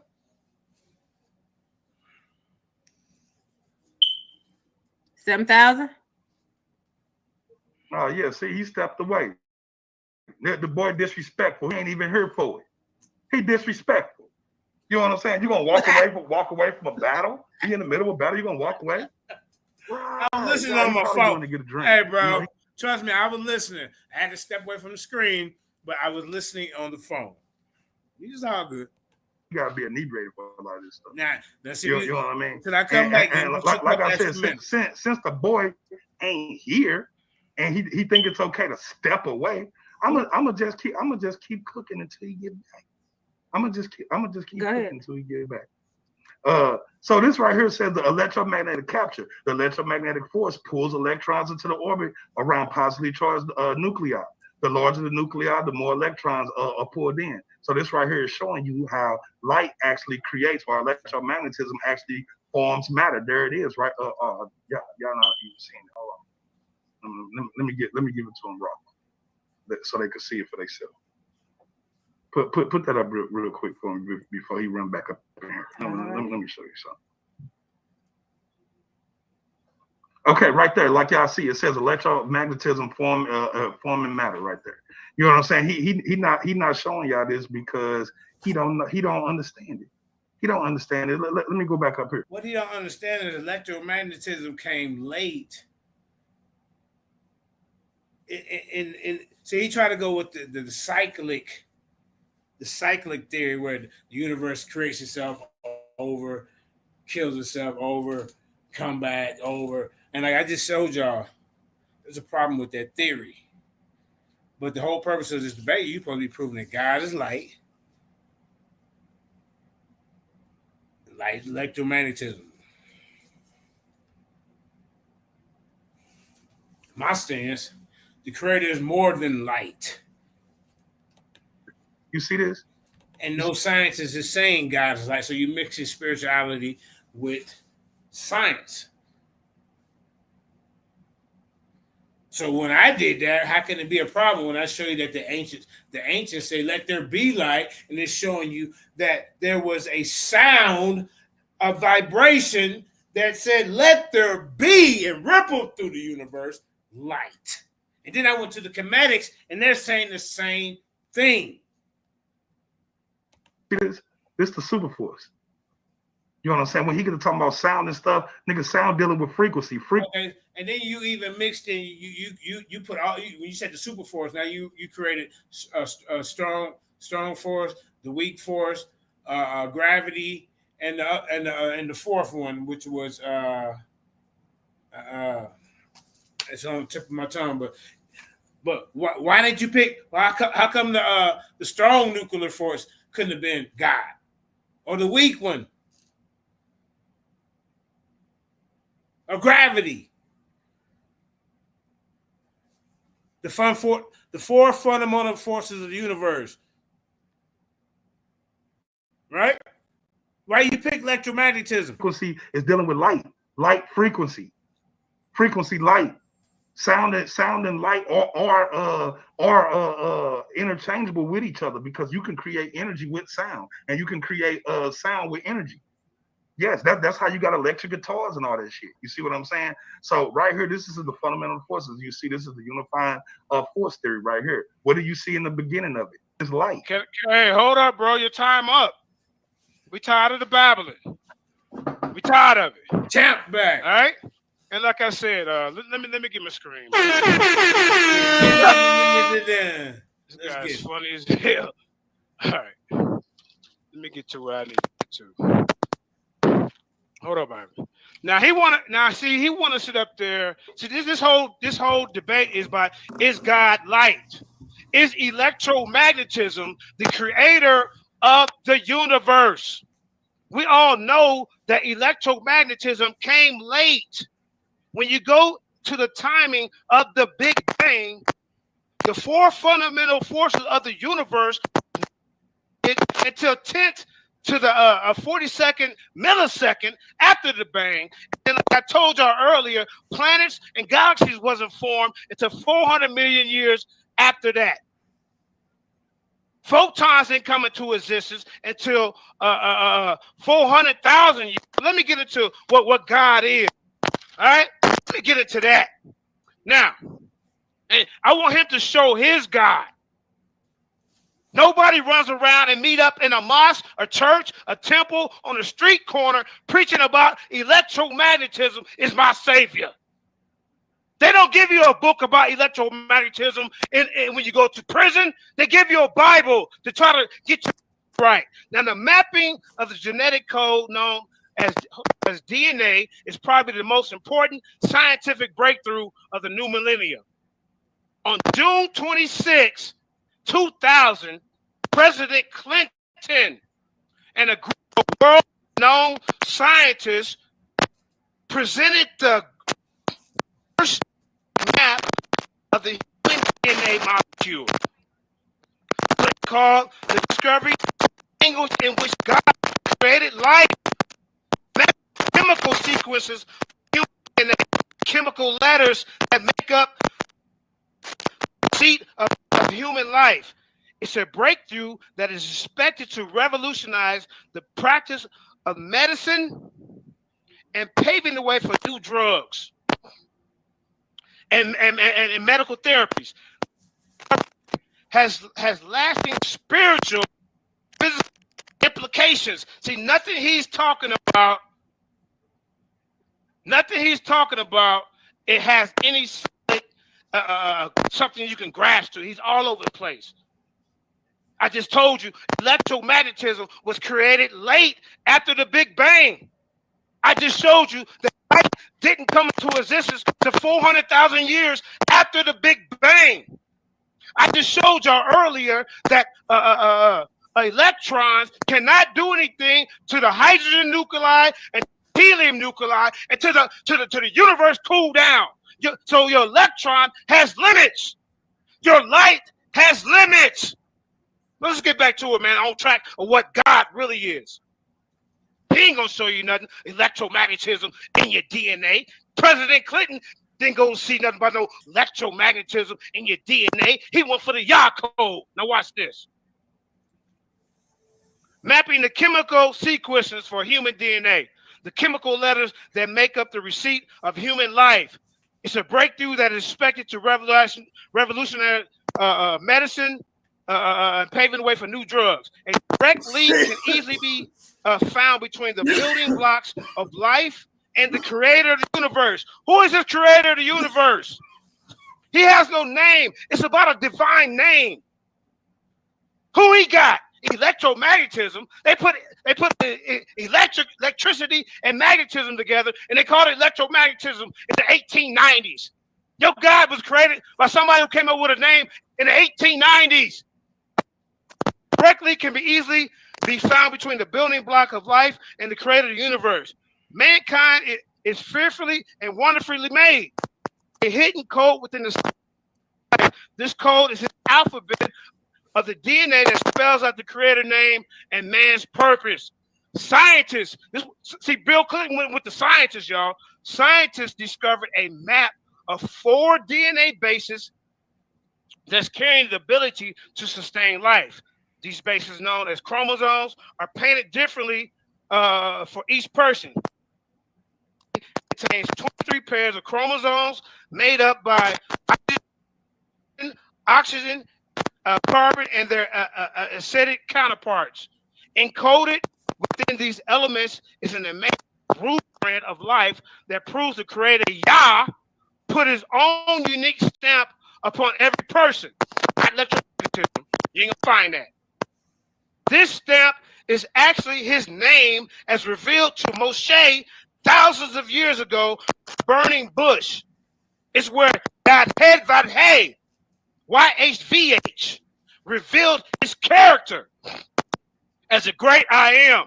This name is the tetragrammaton of the Hebrew letters. Yad-Hed Vad-Hey, I am who I am. This is what you say to the Israelites. YHVH, the mighty one of our fathers. This is my name forever, in which I am to be remembered from generation to generation. The Creator has given us his name as a sign of his existence. Not electromagnetism. There's no sign of that until that's Johnny come lately. And an avenue of communication. We meet up at mosques, at temples, at camps. And that's an avenue of communication. Where are we doing this to meet up for electromagnetism? Where's the electromagnetism law, statutes, and commandments? How can electromagnetism bring us together in one unison, on one accord? Where can we sing and praise to electromagnetism to raise our vibrations? However, translators have hidden this Hebrew in the English Bible in the scriptures. The sacred name of YHVH is used, however, with the English word Lord. It was removed 7,000 times. That's why they call me JJ 7,000. Representation of the 7,000 times they took his name out. Now you get it? All right. The English word Lord or God appear in all capital letters. YHVH is used 7,000 times throughout the Bible as the only unique name of the mighty Elohim of Yasser-Allah. No.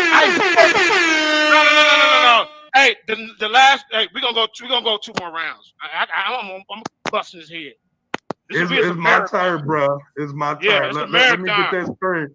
Let me get that screen real quick, sis. Check this out. I told you, like, this dude right here, you know what I'm saying? I'm gonna just jump right into it just to show y'all how much of a fat-faced liar he is, right? This says the DNA in our cell is very similar to an intricate computer program. In one photo on the left, you see that a computer program is made up of series of ones and zeros called binary code. The sequence and ordering of these ones and zeros is what makes up a computer program. It makes a computer program work properly. In the chemicals, abbreviated as ATGC. It ain't no Y, it ain't no H, it ain't no V, ain't none of that bullshit. It says, much like the ones and zeros of these letters are arranged in the human cells like this: CGT, GTGA, CTG, and so on and so forth. It says the order in which they are arranged instructs the cell's actions. It says in the Newtonianism in space and your body, the name of the film Gattaca, if anybody ever seen that film Gattaca, is of course the base on the 4 chemicals that made many imagine life come down to guanine, cytosine, adenine, and thymine. Okay, that's what GCAT means. This is what they're talking about. They're talking about cytosine, adenine, and thymine. That's what they're talking about. Okay, it says this work was presented selectively. Listen to what they're saying. This work was presented selectively, right? Because the dumb scientists who did it were Judeo-Christians, and they wanted to paint a narrative for you. So that's exactly what them Zionist Kabbalists did. The nigga is promoting Kabbalistic Zionist bullshit. That's what he's showing y'all. I'm going to just keep cooking, and y'all can see right here. It says this work was presented selectively before an Academy of Parapsychology and Medicine in June 1973 by John J.J. Hartock, and published in his book, The Book of Knowledge, The Keys of Enoch. It says based on the adenine, the guanine, and the thiamine, and the cytosine form chemical pairs A, T, and C, G, DNA double helix. Huh? He ain't read this shit to y'all. He gave y'all a bunch of fucking belief ass bullshit, nigga. I'm going right through this shit with y'all. These four elements point to Yahweh. When you take the intervals of AT, CG, and convert the interval numbers to letters and spell the name of the Creator Yahweh. Now check this out. He's supposed to be a Hebrew Israelite. They're not supposed to be using divination, but they just told you that they were using numerology. That's what you do in numerology when you convert letters into numbers. The niggas are an idol worshiper and a wicked one at that. Let's keep reading. It says the idea that DNA is a kind of signature of God is a good way to put it. But throwing in this idea that the name of God might be found in DNA is completely fake. It says, but by whatever methods anyone can tell that the name Yahweh is in the DNA, those same methods will also be able to prove that the name Satan, Lucifer, Beelzebub, Devil, Hezekiah, Lincoln, Trump, Hitler, Jesus, Putin, Petuna, and Sally, etc., are found just as easily. Because anything can be done with numbers, people will see what they want to see. Just like 99% of the so-called biblical chronology prediction that have gone on for the last 1,000 years. Now, this is what real scientists are saying that's debunking his shit. And I just showed y'all that there was no damn Yahweh before 1550 BCE. I just showed y'all that, and this dumbass nigga gonna sit here and bring the Yahweh shit up like I didn't just kill the dickhead. I just killed them. The universe started 3.8 billion years ago. There was no Yahweh 13.8 billion years ago, buddy. There was none. This is a no contest. Now, if you want to sit here and operate and believe, go ahead. That's your prerogative. But I'm gonna bring it to you live and direct. You know what I'm saying? And I just sat here and just rebutted his shit. Debunked this shit right in his face. Because nigga, I don't have to sit here and lie to you. I ain't gotta fabricate this. Let me keep cooking for y'all. I like cooking for y'all. Y'all a good audience. Check it out. Okay, this right here. Here we go. This right here. Let's check it out. I'm trying to hurry up for the time. Okay, this right here is called bioluminescence. This is the production and the emission of light by living organisms. It says light emitted by bioluminescent organisms is produced by energy released from chemical reactions occurring inside or ejected by the organism. If you ever seen a firefly, you have encountered bioluminescent organisms. In the ocean, bioluminescence is not rare, as you think. In fact, most types of animals, from bacteria to sharks, including some bioluminescent members. While the functions of bioluminescence are not known for all animals, typically bioluminescence is used to warn invading predators. So they using light to actually communicate with each other. You know what I'm saying? And this right here, these pictures that you see right here, these are actually this is bioluminescence that's in the ocean. The ocean is alive, y'all. This right here says the radiant zinc fireworks reveal quality of the human egg. So it says in Chicago, the stunning explosion of zinc fireworks occur in the human egg is activated by the sperm enzyme. You can't even be born without the light coming first, boy. Sit your idol worshiping ass down. It says, and the size of these sparks is a direct measure of the quality of the egg and its ability to develop into an embryo. You know what an embryo is? Huh? Maybe you don't, because you be drinking so much. According to the new research from Northwestern Medicine, the discovery has potential to help doctors choose the best eggs for transfer into viral fertilization. The scientists said this is the first time the zinc spark have been documented in a human egg. This means if you can look at a zinc spark at the time of fertilization, you will know immediately which egg is good for good ones to transfer into vitro fertilization. This Teresa Woodrow, one who studies the two senior authors and experts in ovarian biology in Northwestern, it is a way of sorting eggs quality in a way we have never been able to assess before. So there you have it, people. You have the human species being born through light. You had a universe being born through light, and you don't see Yahweh nowhere in this. I just debunked that whole Yahweh crap, and he gonna sit here and try to come bring it up to y'all again. Let me keep cooking though. Let me keep cooking because I didn't already killed this. I didn't already killed this guy. I've killed him. Now this right here is also something I had showed you before in our prelim. This is called the habitable zone or the Goldilocks zone. If our planet is not in a particular position, that means our planet will not get the adequate light and thermal heat in order to produce life on the planet. Ain't no Yahweh. There's no Yahweh there. Where's Yahweh at in that? Ain't none. The habitable zone ain't called the Yahweh zone. Huh? Where you at? You want to see the sources? They go to sources for you, brother. They go to sources. Shout them out if you want to.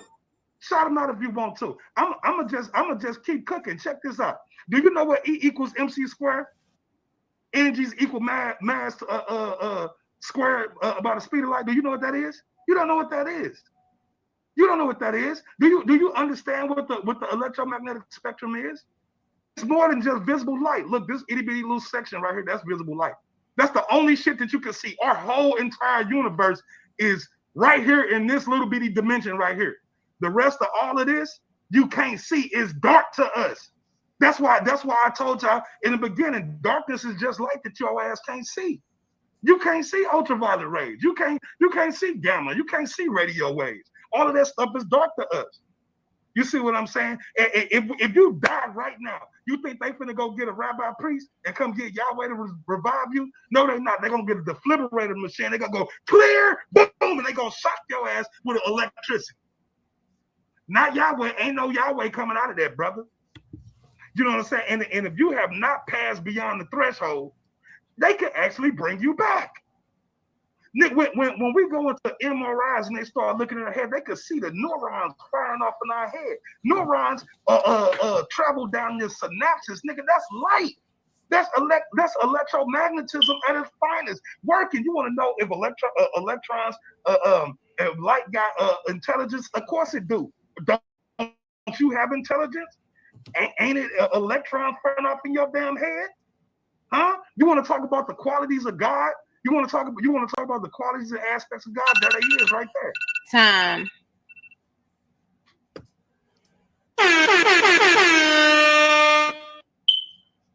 You talk about a whole bunch of jibber jabber. Let me get something going here, man. I'm gonna show you how light can even be trapped. Your light can be controlled and trapped according to physics. Watch this. Don't start my time. Don't start my time. Hold up. Do not start my time.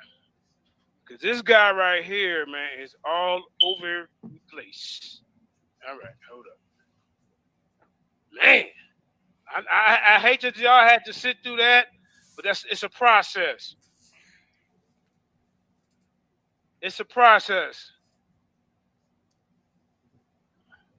Okay. Here we go.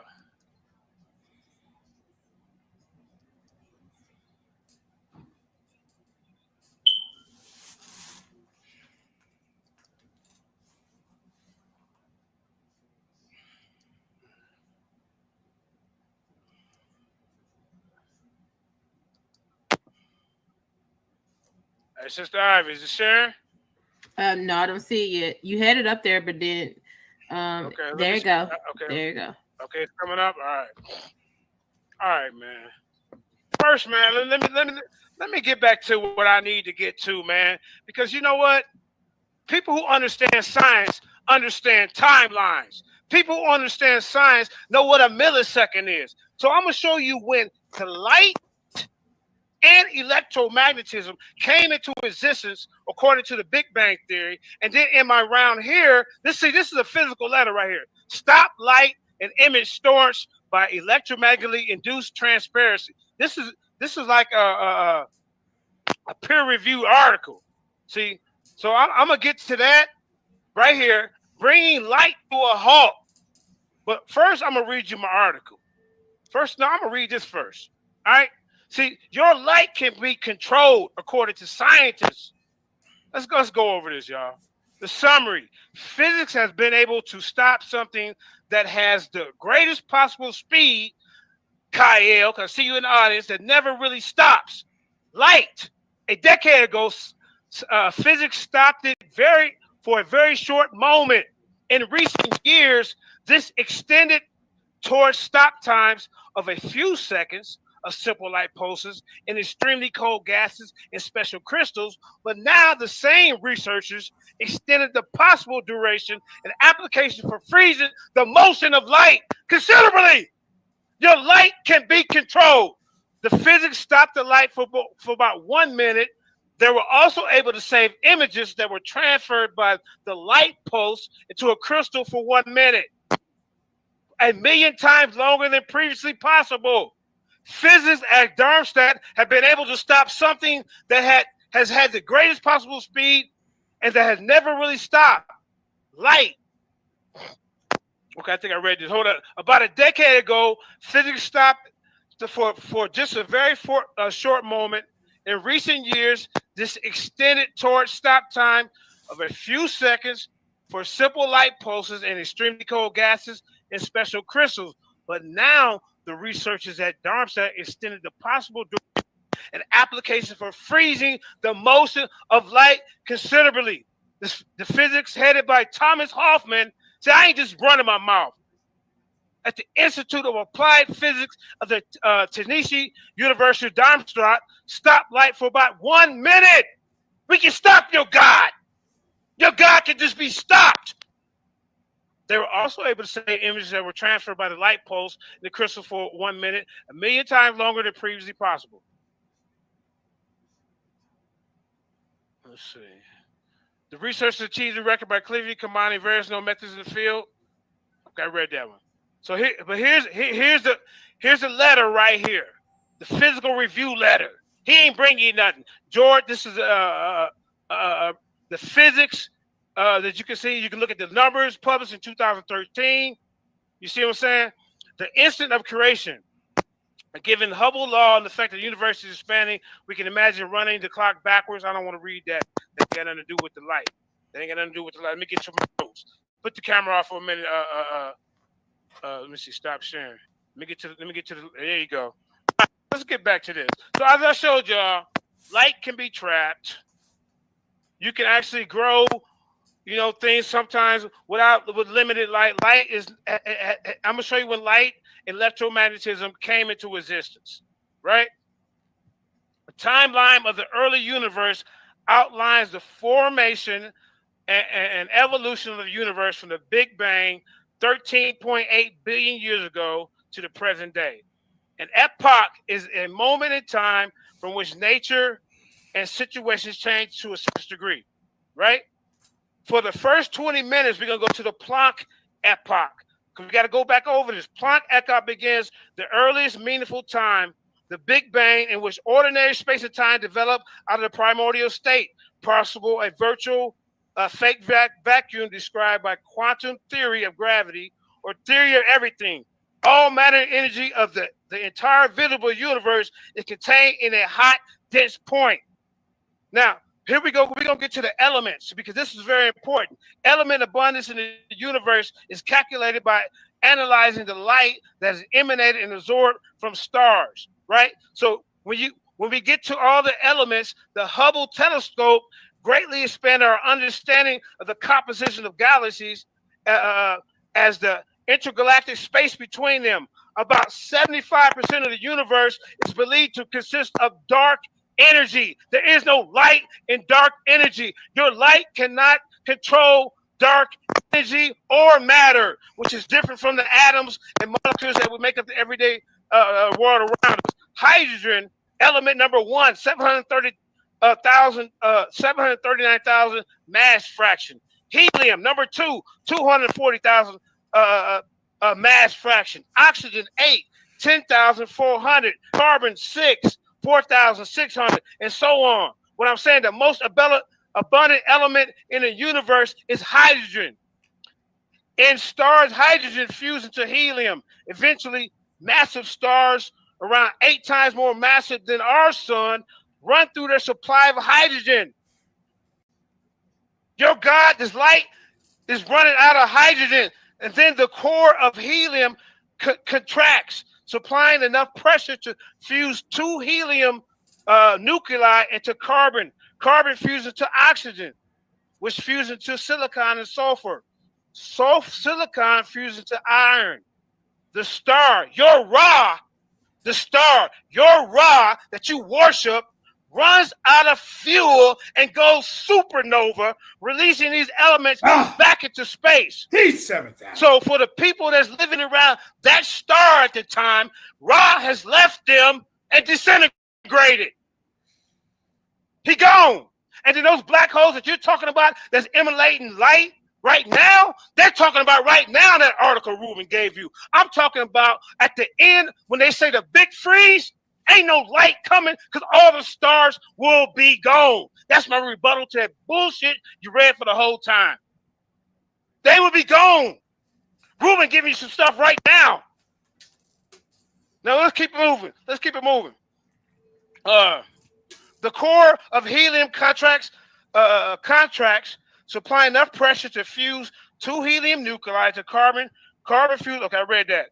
Okay, now like I said, the star runs out of fuel. Ra goes to supernova, releasing elements back into space. So what about the people that's living with Ra at that time? They die. Your star, because you say, I asked him, is the sun God or is God is light? Because your light comes from your sun. And your electromagnetism don't come until 10th to the 42nd millisecond after the Big Bang. So electromagnetism cannot possibly create the universe. And you can go ahead on with that old supernova 1/4 shit.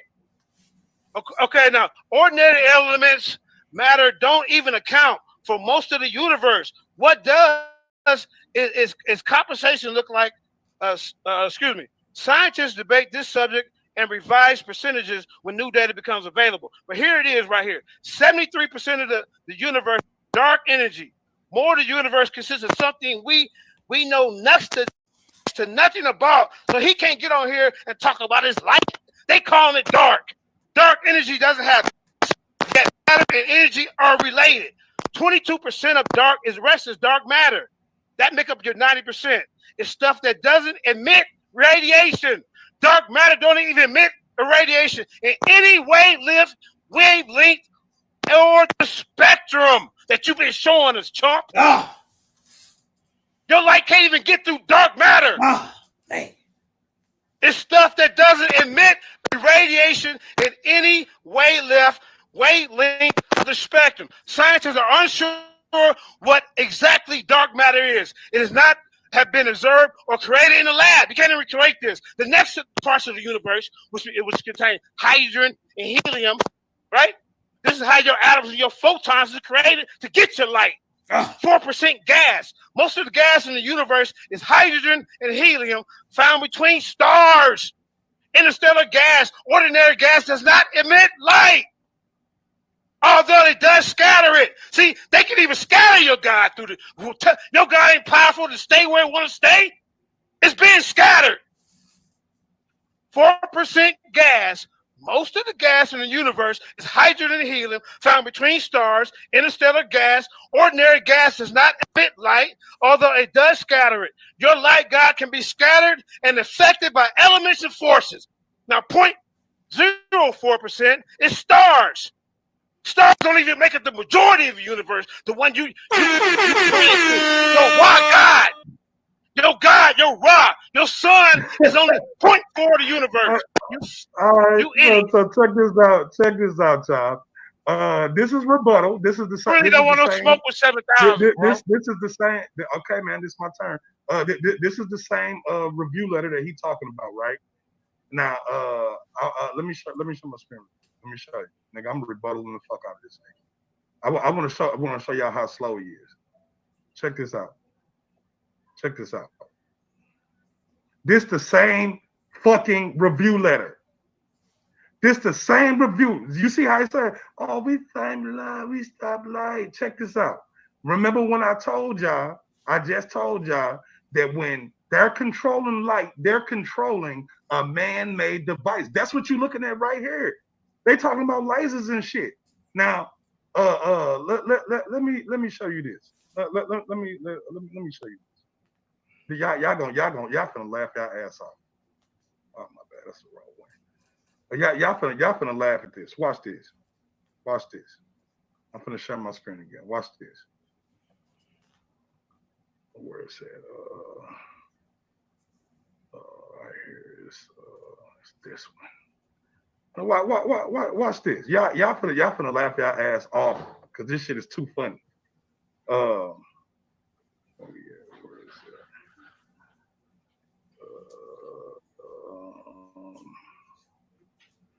I don't see it. Anyway, I'll just read it to you. This comes from extremetech.com, and this comes from the exact same source that he was reading from. He read from the peer review letter, and I'm gonna read this. And remember, he said they could stop light. They could stop light. Yeah, they're using man-made light, and of course they could stop that shit. Nigga, this right here says to stop light, the German researchers use a technique called electromagnetically induced transparency. Nigga, they have to use light to stop light. Nigga, you don't know what the fuck you're reading. You don't know what you're reading. Let me finish. It says they started by cryogenically cooling opaque. You know what opaque means? An opaque crystal of ytterine silicate doped with parasodium. The image above is related. Hold on, let me get out here. It says the controlled laser is fired at the crystal. A controlled laser. They're talking about a man-made device. They're not talking about controlling the sun.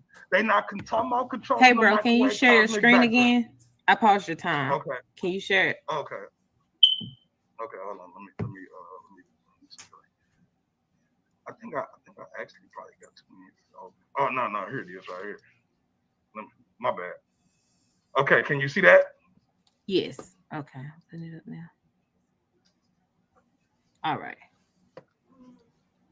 Okay, right here, y'all can see it. It says to stop the light, the German researchers used a technique called electromagnetically induced transparency.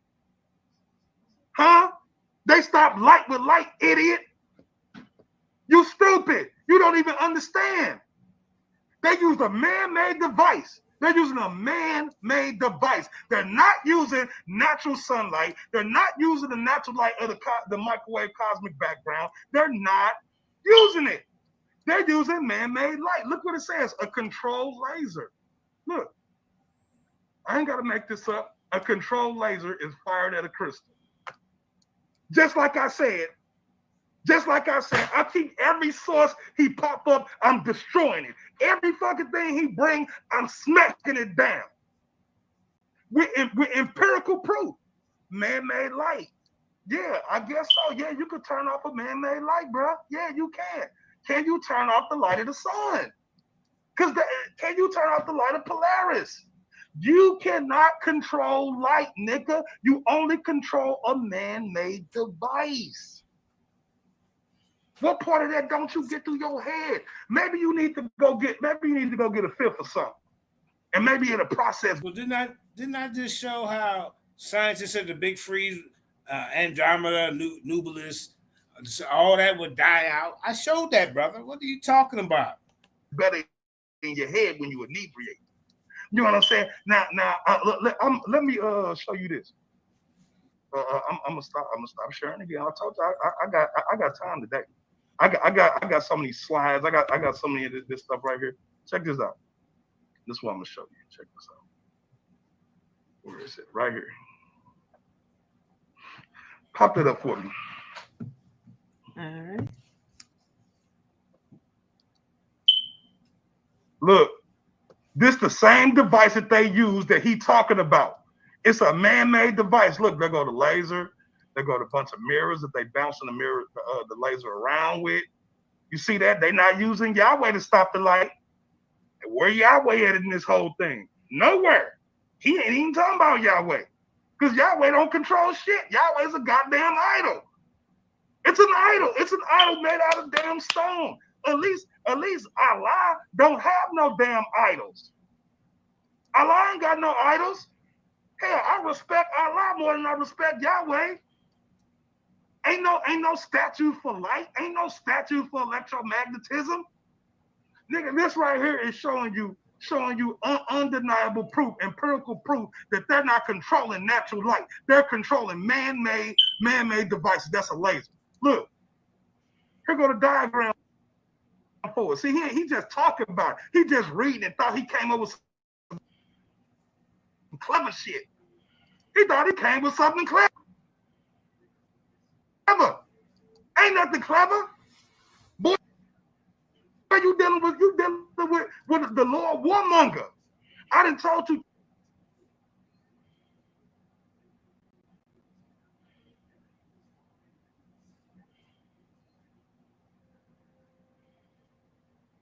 Time and time again, bro. You don't know what you're talking about.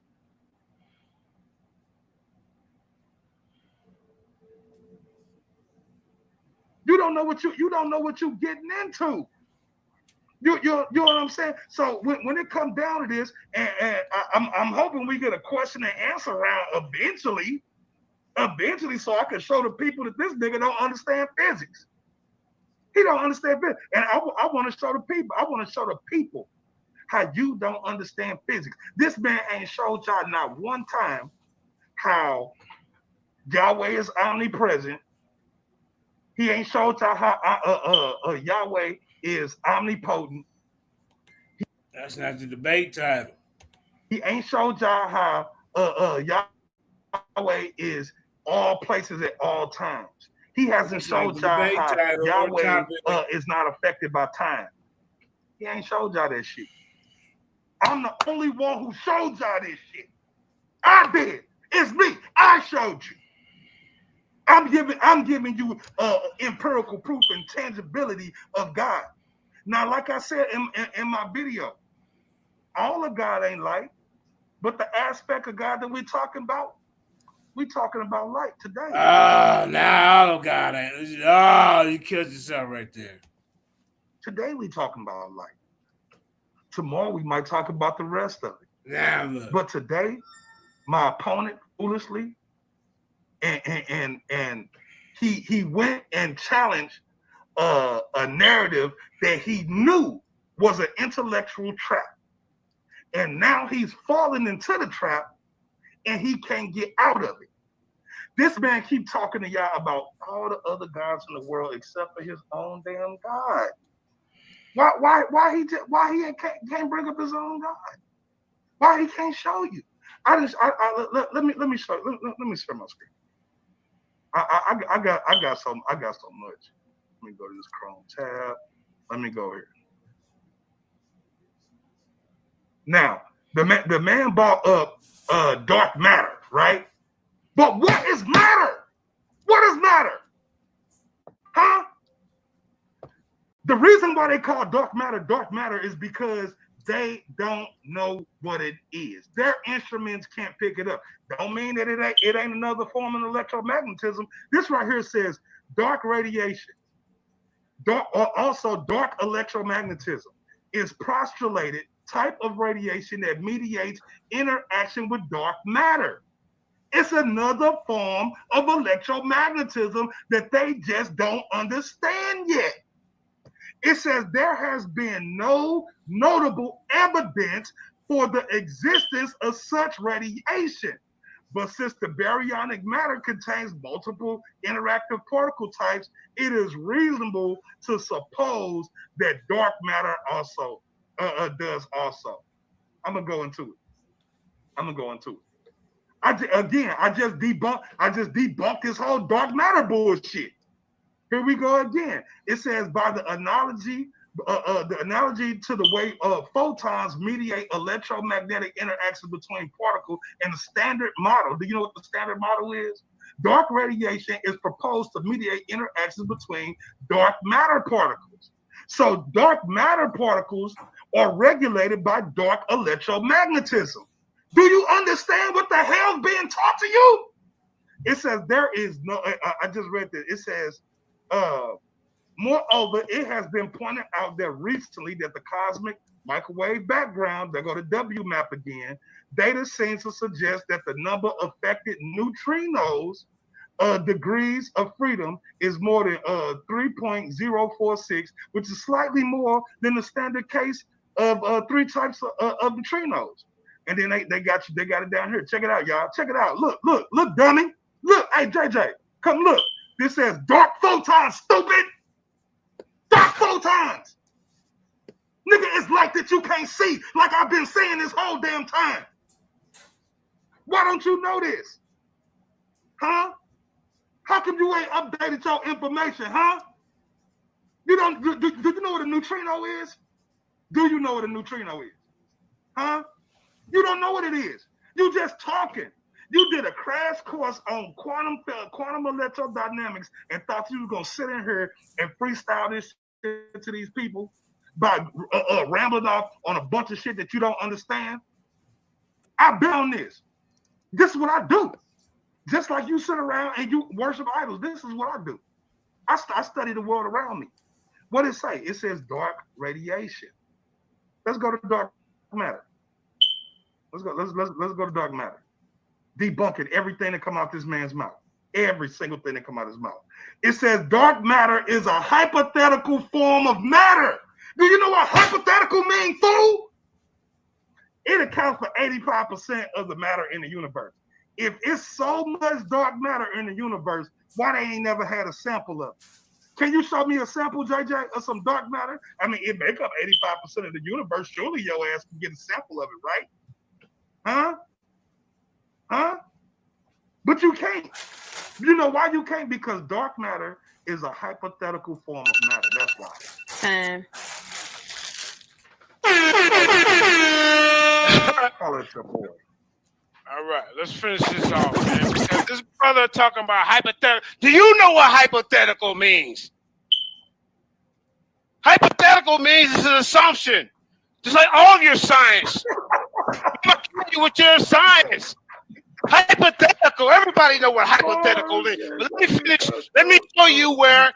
Can you mute this guy? Question. Yes. Come on. Question. Come on. This is my last round. This is the last round, and then it's the question. Yeah, because he went first. He went first. I'm just making sure. All right, let me know we ready. Let me know we ready. Let's get back to it, man. All right. Now, how did the first elements form? You know what I'm saying? This guy right here just rambling, man. He just ran. Let me get my screen up. Get my screen up. Hold up. Don't start my time yet. I haven't. All right.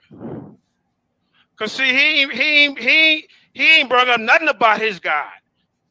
I just told you my God said, "Let there be light." My God created the light. When my God is compared to light in the Bible, it's a metaphor for righteousness, for truth, for wisdom, for knowledge, for understanding. You're trying to mix things up. I mean, what the hell's wrong with you, bro? But let me get back to this, man. He's talking about some dark matter. All right, hold on. Let me finish reading this about this. What came into existence? How do chemical elements appear in the universe? Immediately after the Big Bang, because you can't have photons and all that without the elements. How do chemical elements appear in the universe? Immediately after the Big Bang, according to scientists, the universe was both too hot and too dense for elements to form. Hydrogen didn't appear into the universe, has spread out and cooled enough for the first proton and neutrons, simple atoms, to form. Between about 10th to the 12th millisecond. and 10 to the 6th second after the Big Bang. Electromagnetism, it wasn't even there, bro. Neutrinos, quarks, and other electrons form. Then protons and neutrons begin forming shortly after, from about 10th to the 6th to a millisecond to 1 second. See, I'm going milliseconds. Now I'm bringing it to 1 second after the Big Bang. Within 3 minutes after the Big Bang, conditions cooled enough for protons and neutrons to form hydrogen nuclei. This was called the era of nuclear synthesis, the 5th epoch of the universe. Hey, that's 5th. There is no light until 380,000 years after the Big Bang. What you call light. Now let me take you down memory lane. My opponent after the Big Bang, 10th to the 32nd millisecond, we get inflation. Quarks form at 0.01 millisecond. First particles come into existence. Neutrons, protons, dark matter form. Excuse me? Dark matter forms later, buddy. After the Big Bang. Right. At 0.1 to 200 milliseconds, first nuclei, hydrogen and helium form. Light, let's watch this, y'all. Light from the first atoms. So you gotta have atoms from 380,000 years after the Big Bang. This debate over. After the 300 million years, stars and galaxies form. Your sun. Anu, is the sun God or is God light? You never answered that question. You want to say, God, you're nothing but a sun worshiper. And all out through this debate, I didn't show you how your sun gets destroyed time and time and time again. There is no coming back, according to scientists, from the big freeze. None. So you're not talking about a spiritual light. You're talking about a physical light that you can see when you say God is light. I'm talking about a spiritual light. When my God talking about righteousness and truth. My God is not just no light. When you want to put God in a box and say he's just light, electromagnetism is something he created. We don't, us over here, our God, we don't worship the creation. Our God, let me read you something. Because you don't understand. Keter, K-E-T-U-R. This is another representation attribute of my God. You can't tell me what my God is just going to be one thing. The Keter is the crown. We're the crown of electromagnetism. But nah, this is Hebrew I'm reading you. But nah, that's understanding. What the understanding of the electromagnetism, God? Because nobody meets up for this deity, this scientific deity that he's trying to present to y'all. Chakma. It's wisdom. See, my God is more than just light. Wisdom. Gufura. Strength. You see? My God is more than just light. You want to put yours in a box, go ahead. But do not say that what you're talking about is what they're talking about in the Bible. He said, my God is a son. I told him that was a metaphor. He said, no, they say worship your God as a son. You don't even understand what you're reading. Stay out the Bible. The Tiferet, that's beauty. See, my God is more than just light. That's what I'm telling you. My God said, let there be light. And the voice created everything that you see in existence. The sound of his voice. The sound, I told you through this debate, sound come before that. Even the Comedics say it. Where you been? Take off that mask. You're disrespecting the Comedic elders looking like a clown. You're looking like a updated Barney with ears on, man. Take that mask off and show your face of shame. The Yeshad, that's foundation. My God is not just a light, everybody. When is he going to put his God on display and tell it what he's talking about? Huh? My God is majesty. You see? When is you going to show us something about where people are meeting up with your God? So you want to try to mix science and theology? I told you, he will not answer this question. He will not answer this question. Is the sun God or is your God light? He won't. Because if you say light, then you say, well, where you get the light from? Your light comes from that sun that I've been destroying just all through the debate, showing you how it's going to die out. How it's going to die out. I've been showing you. My God is Netzah.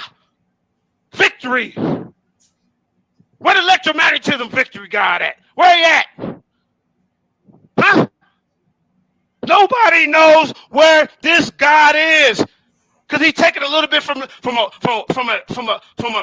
nut, some kind of Christian nut, in a book talking about God is like. Then he's taking things from Malachi Z. York. He's all over the place. He's all over the place. My God can be anything he want to be. Anything he want to be. He's not just light. Mouth tuck. Kingship.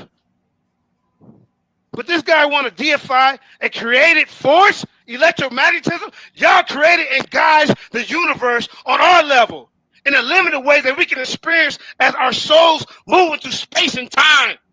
We all know that electromagnetism can't hold the universe together by itself. It needs gravity.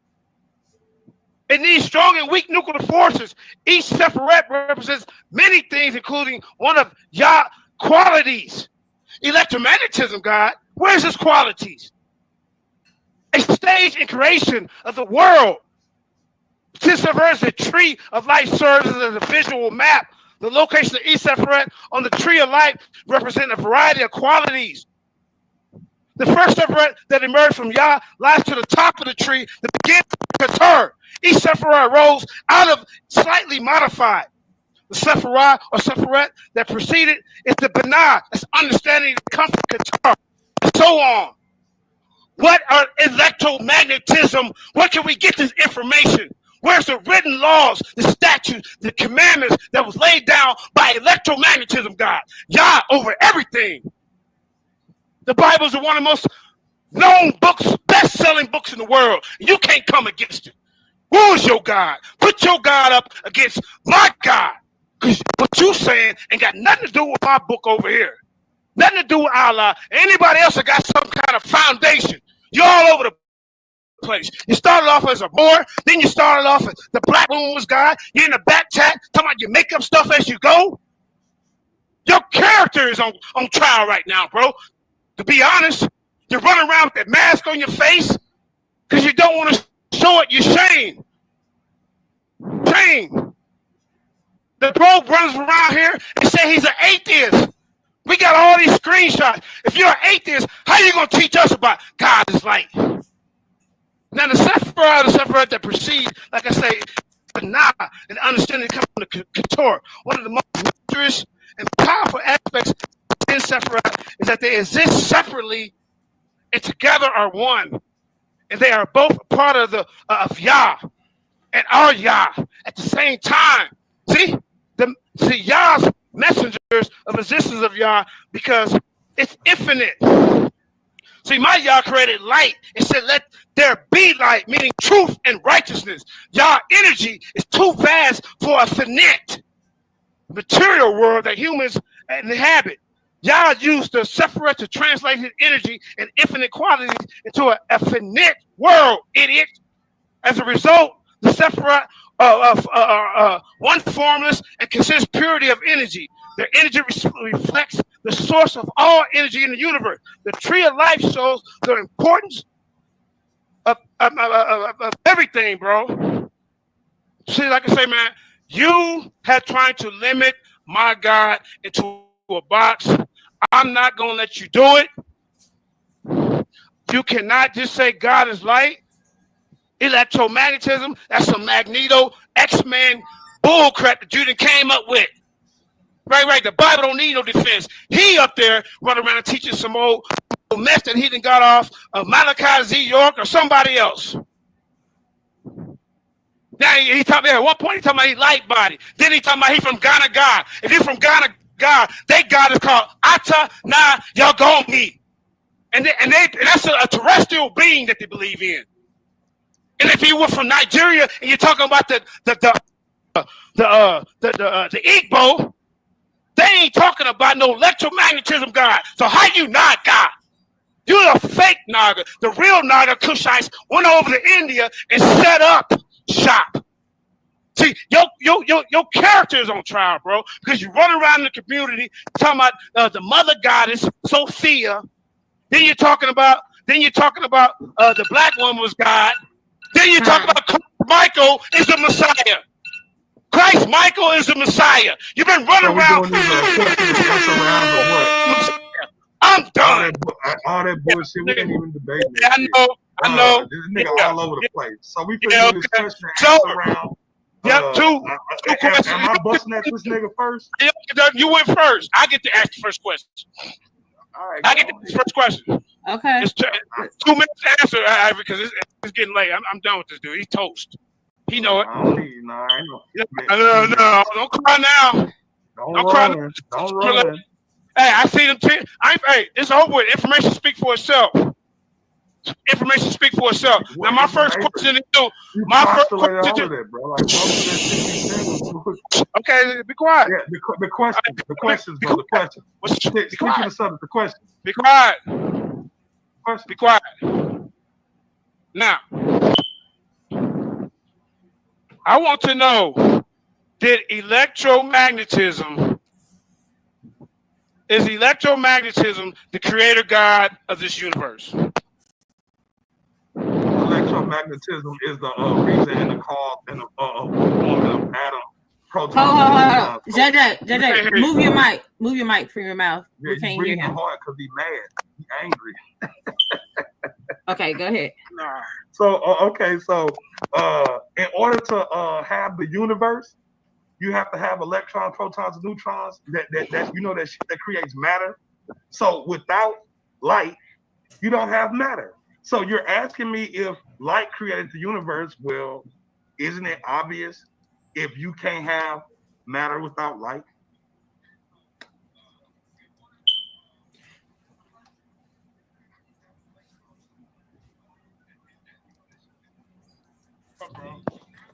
Is electromagnetism the creator God of the universe?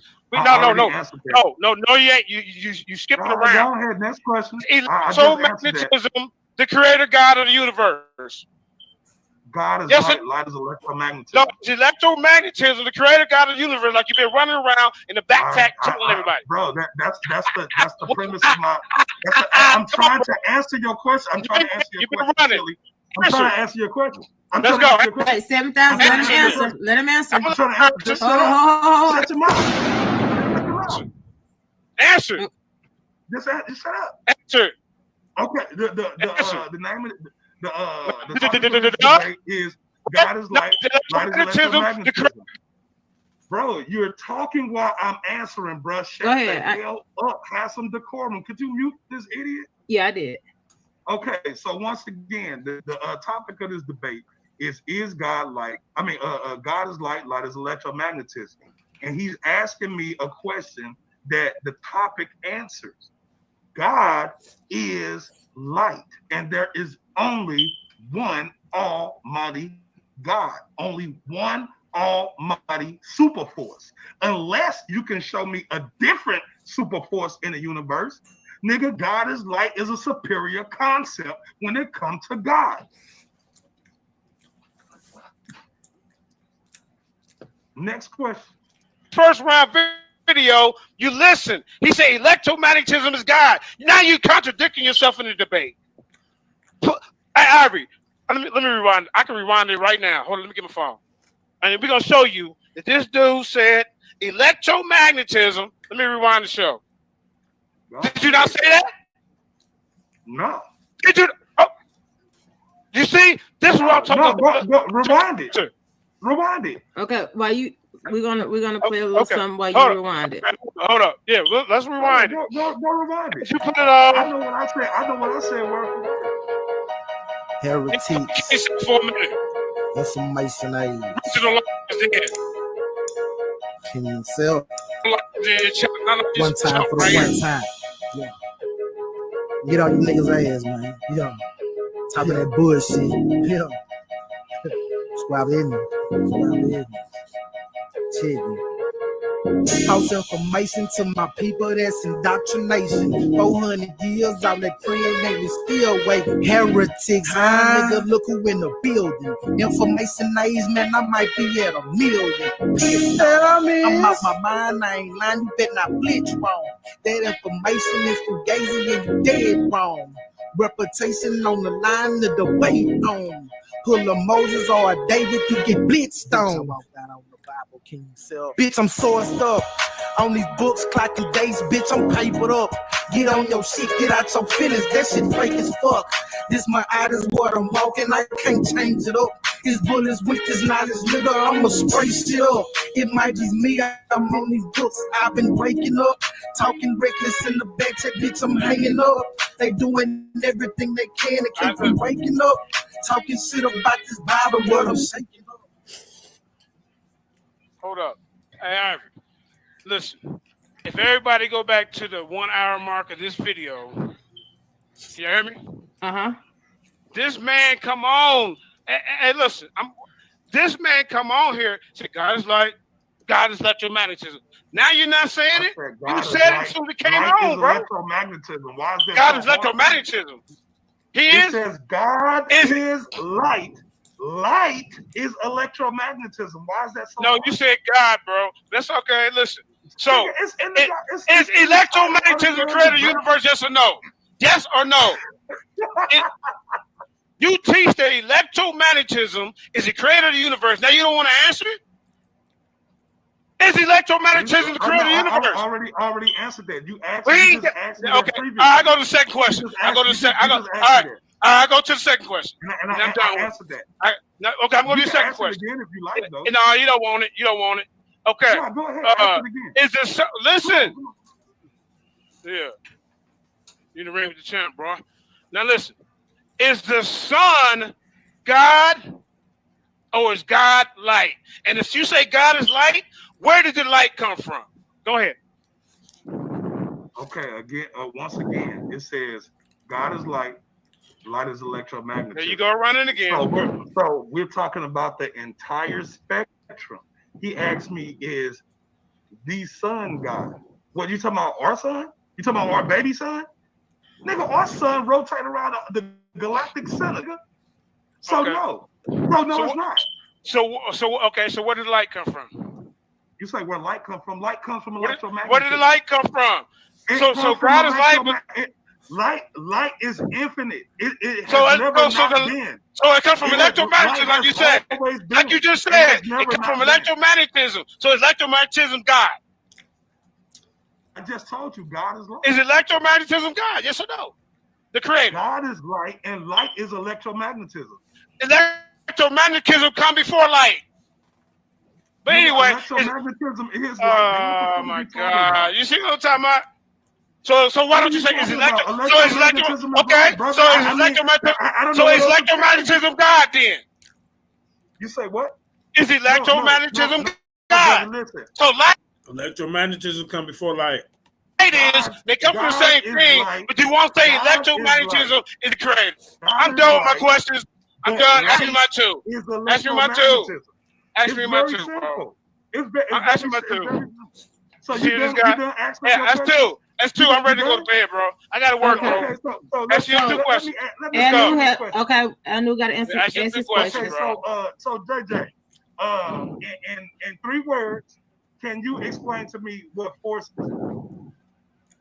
Force is a power. Something that's shut up. Shut up. You said 3 words. I gave you 4. Force is I gave you 5. Force is a power. I gave you 5. I asked you for 3. I said, shut the hell up. You shut the hell up. Hey, mute him, moderator. I can't even get started without him interrupting. All right. It's a force. It's an act of the Most High when He spoke things into existence. You see what I'm saying? It's a ripple effect. It's a vibration.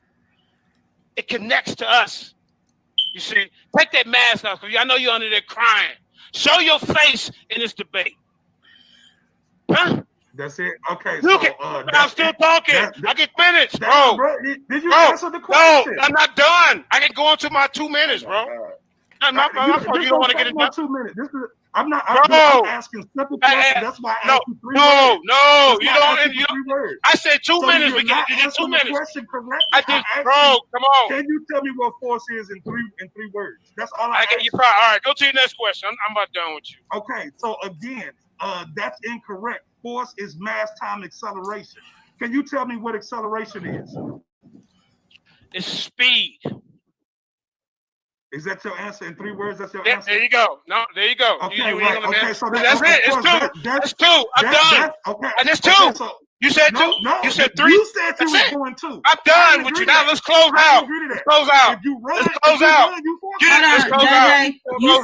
You said you had 2. He said he had more than 2. Hey, when I try to go in depth for my 2 minutes, hold on, Ivy. When I try to go in depth for my 2 minutes, you kept interrupting. I'm not for the curtains. No, I'm not. Because when I try to go, Ivy, can you mute Hold on. Okay, hold on. Hold up. You're forfeited. Now, you leave. No, I'm not. No, I'm not. Because when I tried to go in, you want to forfeit. But when I tried to go in depth for my 2 minutes, acceleration is just speed. Acceleration is change. When I try to get it to my 2 minutes, that's what that is. Hey, JJ, okay. Can you tell me what power Whatever, is? man. Ain't nobody stupid. JJ, in 3 words, can you tell me what power is? That's your third question. You already asked. I got more. That's it. I got more. You know what? Can you tell me what power is, JJ? What is power, I will. Can you mute him, please? Can you mute him? What is power? Okay. Hey, hold on. JJ, it's on him. Hold on. Okay. Look, let me say this. It's on Anu. He's asking the questions. If you want to, if you need 2 minutes, hold on, Anu. If he needs 2 minutes to answer the questions, let's give him the 2 minutes. For 3 words, I'm asking for 3 words. Now shut the hell up. In 3 words. Shut up. Can you tell me what power I'm gonna tell you in 2 minutes. No, see that. That's too damn long. I'm done. You want time so you can Google. You want to Google it. All I'm asking you is simple shit. 3 words. 3 words. What is power?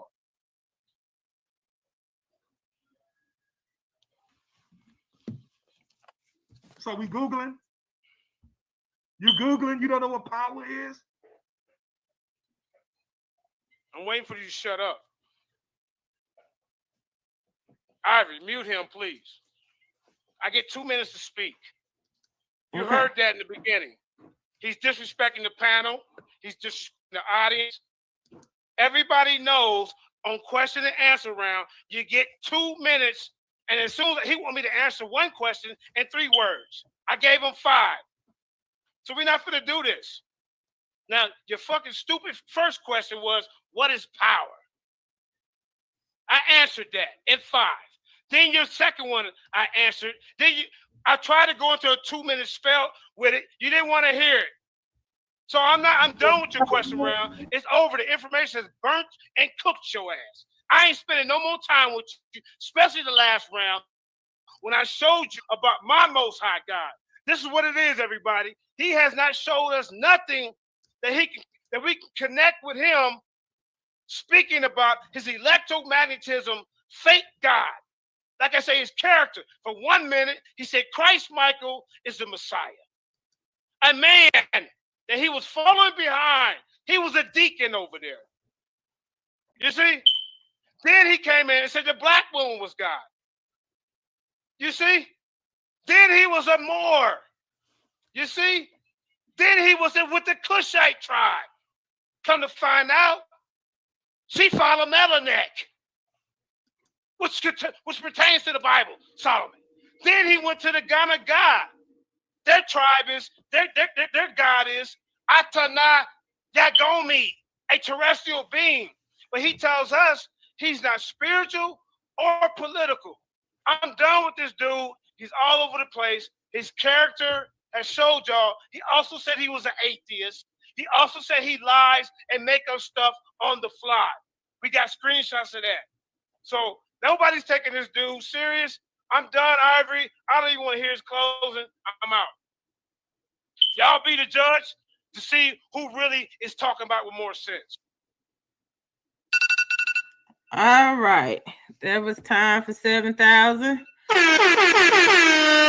you like to do the closing? Anu? Oh, hold on. I'm sorry, brother. Okay, go ahead. Yeah, so the nigga just sat there and ran it. I asked him what power was. He never told y'all. And now he's running from the question and answer round. Who needs 2 minutes to get out 3 words? I asked the man something simple. What is power in 3 words? It's simple. Work overtime. That's what power is.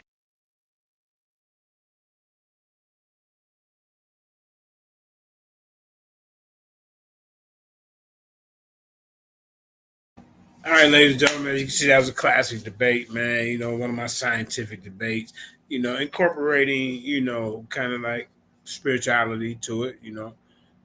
Hope y'all learned something. Peace and blessings, man. Y'all enjoy the rest of your Sunday. Me and my queen, that's what we getting ready to do. I'm out. Peace.